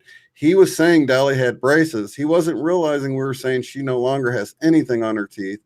He thought people were saying that everybody thought she had metal on her teeth like the Jaws character did. So he never went and looked at, he was defending the point that she had braces because he said that he had braces at the time when the movie came out, and was just never realizing what people were saying because nobody thinks it changed. There's another channel. I'm like, they said the Bible hasn't changed. I said, I see you have it on the shelf behind you. Will you just look up these scriptures? I know they haven't because they've never come clean about it because they know for a fact the scripture hasn't changed. But I know they didn't go look or they would know it has, Exactly. We can't be both looking at the same thing and you're reading different than I am. We're literally looking at the same thing. That's impossible. Come on now. Let's be real, Yeah, and that's the But yeah, trip. let it be a lesson, both to you and anybody listening. Always, always, always, cannot stress it enough. Always do your research. Don't take my word for it. Don't take Shane's word for it. Don't take your best friend's mother's brother's word for it. Always do your own research. I'm eating shoe leather on that. I made a mistake and didn't do my own research. And now I have to relent on that. And the bigger thing is, it's like the people that don't go look are the people that's sure of it, right? Now, these are the people that if they went and looked, because they're sure of it, they don't. But if they did go and look, they would be 100% sure it changed. But they know, like, say they know a scripture so well, like say like Isaiah 11:6, they know that scripture so well, they're like, I'm not going to go look it up because I know I memorized that scripture. I know it says the lion shall lie down with the lamb. Why am I going to go look it up? Because they don't believe it changed in an impossible way. So they never even go and look at it, man, because they know what it says, but they would be surprised if they took a moment and looked at it again. So I would say, even if you're 100% sure about something, go look it up, go check it out again, even if you're 100% sure about it, because you might be surprised at what you see. Well stated. Could not have said that any better myself.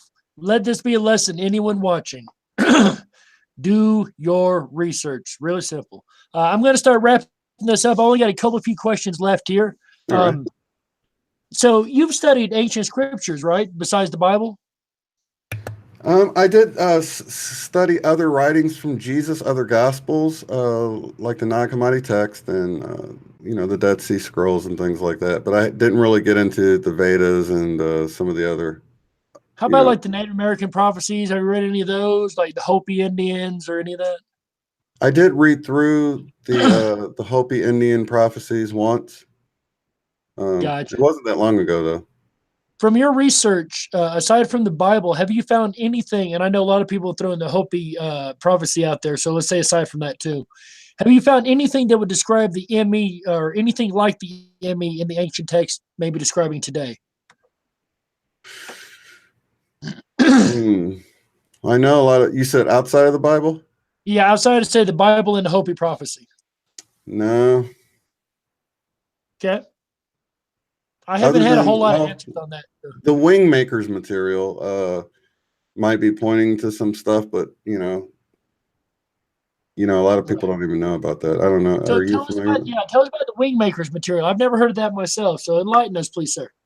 Okay, well, supposedly they found this cavern, if you will, that had all of these 24 different like caves in it, and each cave had its own painting and poems, and supposedly they were trying to help us escape this this prison that we're in here, Earth, and everything we know as reality is part of a simulation. Is how it reads. It's a holographic simulation, and we're stuck in here. And so they give these paintings that are supposed to look at it and enlighten you, and then the poems are supposed to. It's supposed to be done in such a way. We were talking about AI earlier. How Yeah. well, this is basically saying that this whole reality is all AI that we're inside of, and it's got safeguards in place so that it protects itself. And it was programmed by Marduk years ago, and it's to keep us perpetually like returning, and even the afterlife is part of the simulation and everything about it. So yeah, look into the Wingmaker. It's way too much to cover right now, but it's definitely something that you'd be interested in. And what was this called again for the audience? And so I can write it down in my book. It's called Wingmakers, and Dr. Naruto, I believe, Dr. Naruto Wingmakers interviews. We'll pull something up on YouTube for you. Gotcha. Appreciate that. I'll So yeah, definitely they go through the whole thing from the Sumerians, like Enlil and Enki coming here and enslaving the ancient Atlanteans is how we come to be. They enslaved the ancient Atlanteans into these human 2.0 bodies that we're in right now. So we're all supposedly these godlike characters from Atlantis that's been tricked into being in these bodies we're in right now to mine gold for it. It kind of ties in a little bit with the work of Zachariah Sitchin and stuff like that. So for anybody that's like been looking at this stuff for any time, it really tied a bunch of stuff together that in a way that made me give it some at least some credence. You know what I mean? Gotcha. Yeah, I love people that connect dots like that. I think Yeah. that is so awesome because some of those dots, even though I think of myself as genuinely pretty smart and pretty able to connect stuff, sometimes someone says something and it's like, of course, how did Yeah. I miss that? You Yeah. know.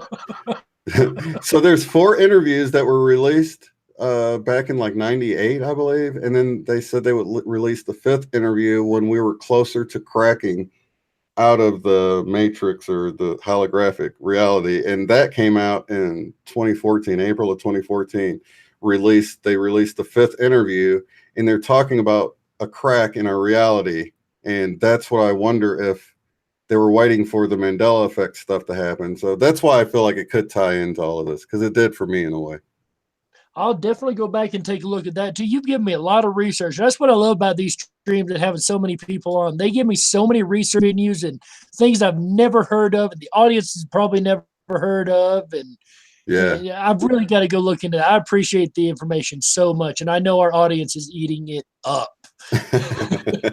Yo, you'll love it, man. In fact, I think about it often and want to go back to it and read through it again because I read through it several times and it's just each time it's like connects more dots, because you know how it is when you're reading something with so much information. It's like, oh my gosh. But there's on YouTube, there's readings available, you know, where you don't have to actually read it through it yourself. You can just listen to it. And each one's like 3 hours. I think total you're looking at 12 to 15 hours worth of listening, but you'll probably go straight through like I did. I don't doubt that. I listened to the whole Conversation with God audiobook series. So, yeah, I have no problem with the audiobook listening hours upon hours at a time for research. Yeah. So, winding it down, just like one or two more to go. Do you have any advice for people who may be watching it or just now experiencing the effect or getting into it or, learning what it is? I would say to at least consider a positive cause for it, because I know a lot of people, whether it's people saying that it's not happening or people that's saying that it is happening, but it's Satan doing it. And there's so much fear surrounding this whole thing. And when I opened myself up to the possibility that it was a positive thing, it really changed my life for the better. I started finding all these like-minded people, truth seekers, loving people. And I think that, until you even consider it, I'm not saying to believe that, just consider it, because all I had to do was consider it. And I began to see the positiveness, and I began to find these messages that I believe were revealing. I mentioned a few earlier, but like Fruit Loops, there's no fruit in Fruit Loops. That's a lie. The original title is a lie, right? But there's some loops, so they replaced the word fruit with a word that sounds like fruit that isn't spelled like fruit, because that's more of the truth of what you're getting. You're getting some loops, fruity flavored loops. You're not getting any fruit. So, Dolly didn't need anything on her teeth. So, of course, Dolly lost her braces and revealed that, so there's a revelation, I feel like, with all of these things. Looney Tunes, I feel like, we become loony in our frequencies here, right? So it's referring to the frequency, the tune, rather than the cartoon. And so I began to see all of these meanings and all of the different changes that were pointing to something about the truth of what we're looking at in our reality, Yeah, I was thinking food. I tell you what, man, these Mandela effect changes making me hungry as can be. Fruit Loops and peanut butter and all these food changes make me want to go eat. By golly! Yeah, I guess I'm getting hungry too. I brought up all the foods like Hershey and Hershey's, and that's a really good one. I don't know if you've seen that one. It's some really good Residue. One that I didn't have. It wasn't a 100% item for me, but when I heard the '80s song by Faith No More for the Nestle's, Nestles, Nestle's makes the very best. Right. They still spell it all out with an S, but you see the rapper isn't on the packaging or nothing. No, it's not on the package no more, but it's still in the S. The S is still in the song because, it wouldn't rhyme anymore if they. Right. I got to go back and look at, which I know we ain't got to be there, but I got to look at Logopedia on that one. That's interesting. Yeah. So, is there anything you would like to add? And also, where can people get a hold of you and find your work, or if they want to send you messages? All of the final information. Go ahead. Okay. Yeah. So you can check out my channel, Unbiased and On the Fence, on YouTube. If you want to email me directly, my email is Shane C. Rob. That's SHANECROB @gmail.com. And of course, you can look me up on just under UOTF. You can find me on MeWe or Facebook, Twitter, any of the. Actually, Twitter, you'll find me under Shane Cornell. But actually, if you just go to my channel, I've got all my links under any of my videos. So you can just go to any of my videos, and in the description, you'll find my links to everything else. And this is his channel right here, guys. I'm going to see if I can't scroll down on it just a little bit, if it's going to let me. And it don't look like it's going to interact with me, so never mind. Oh, I know what I did wrong, but that would take too long, so I apologize. So, ladies and gentlemen, I really appreciate everybody in the chat. We've had a full room this whole time. I've never had this many people hang out for a chat. I really appreciate everybody coming by. Shane, it's been an absolute amazing pleasure to have you. We've got to do this more often than once a year. For those who don't know, like I said at the beginning, me and Shane go way back to about a year ago when we used to do different projects with Uni Rock and a couple other channels here on YouTube. So this isn't the first time we've had a chat. It's just the first time in about a year we've been able to sit down and have a great chat. Oh, So definitely. I'm really, really honored to have him on. Coming up, guys, just so you know, we have Suso on Friday. He's wrote a book about the Mandela effect. So he's going to come on and discuss his book and everything he's found. I've got a whole bunch more people waiting in the wings, people we're working with in the background. We got a lot more great shows coming up. So everybody remember, stay tuned. Make sure you hit that subscribe button. Make sure you ring that bell. Even if you're subscribed, guys, you got to ring the bell if you want the notifications. Go over and check Shane's channel out. He is absolutely amazing. I love his work. He takes such a different path than I do. I listen to it as much as I can. He keeps me on the straight and narrow more than he really knows. I'll be honest with you about that. So That's awesome. make sure you guys check him out. I really appreciate everybody being here. And gonna end with, as we always do, ladies and gentlemen, always remember, stay awake, but dare to dream. Bye, everybody. Bye-bye now.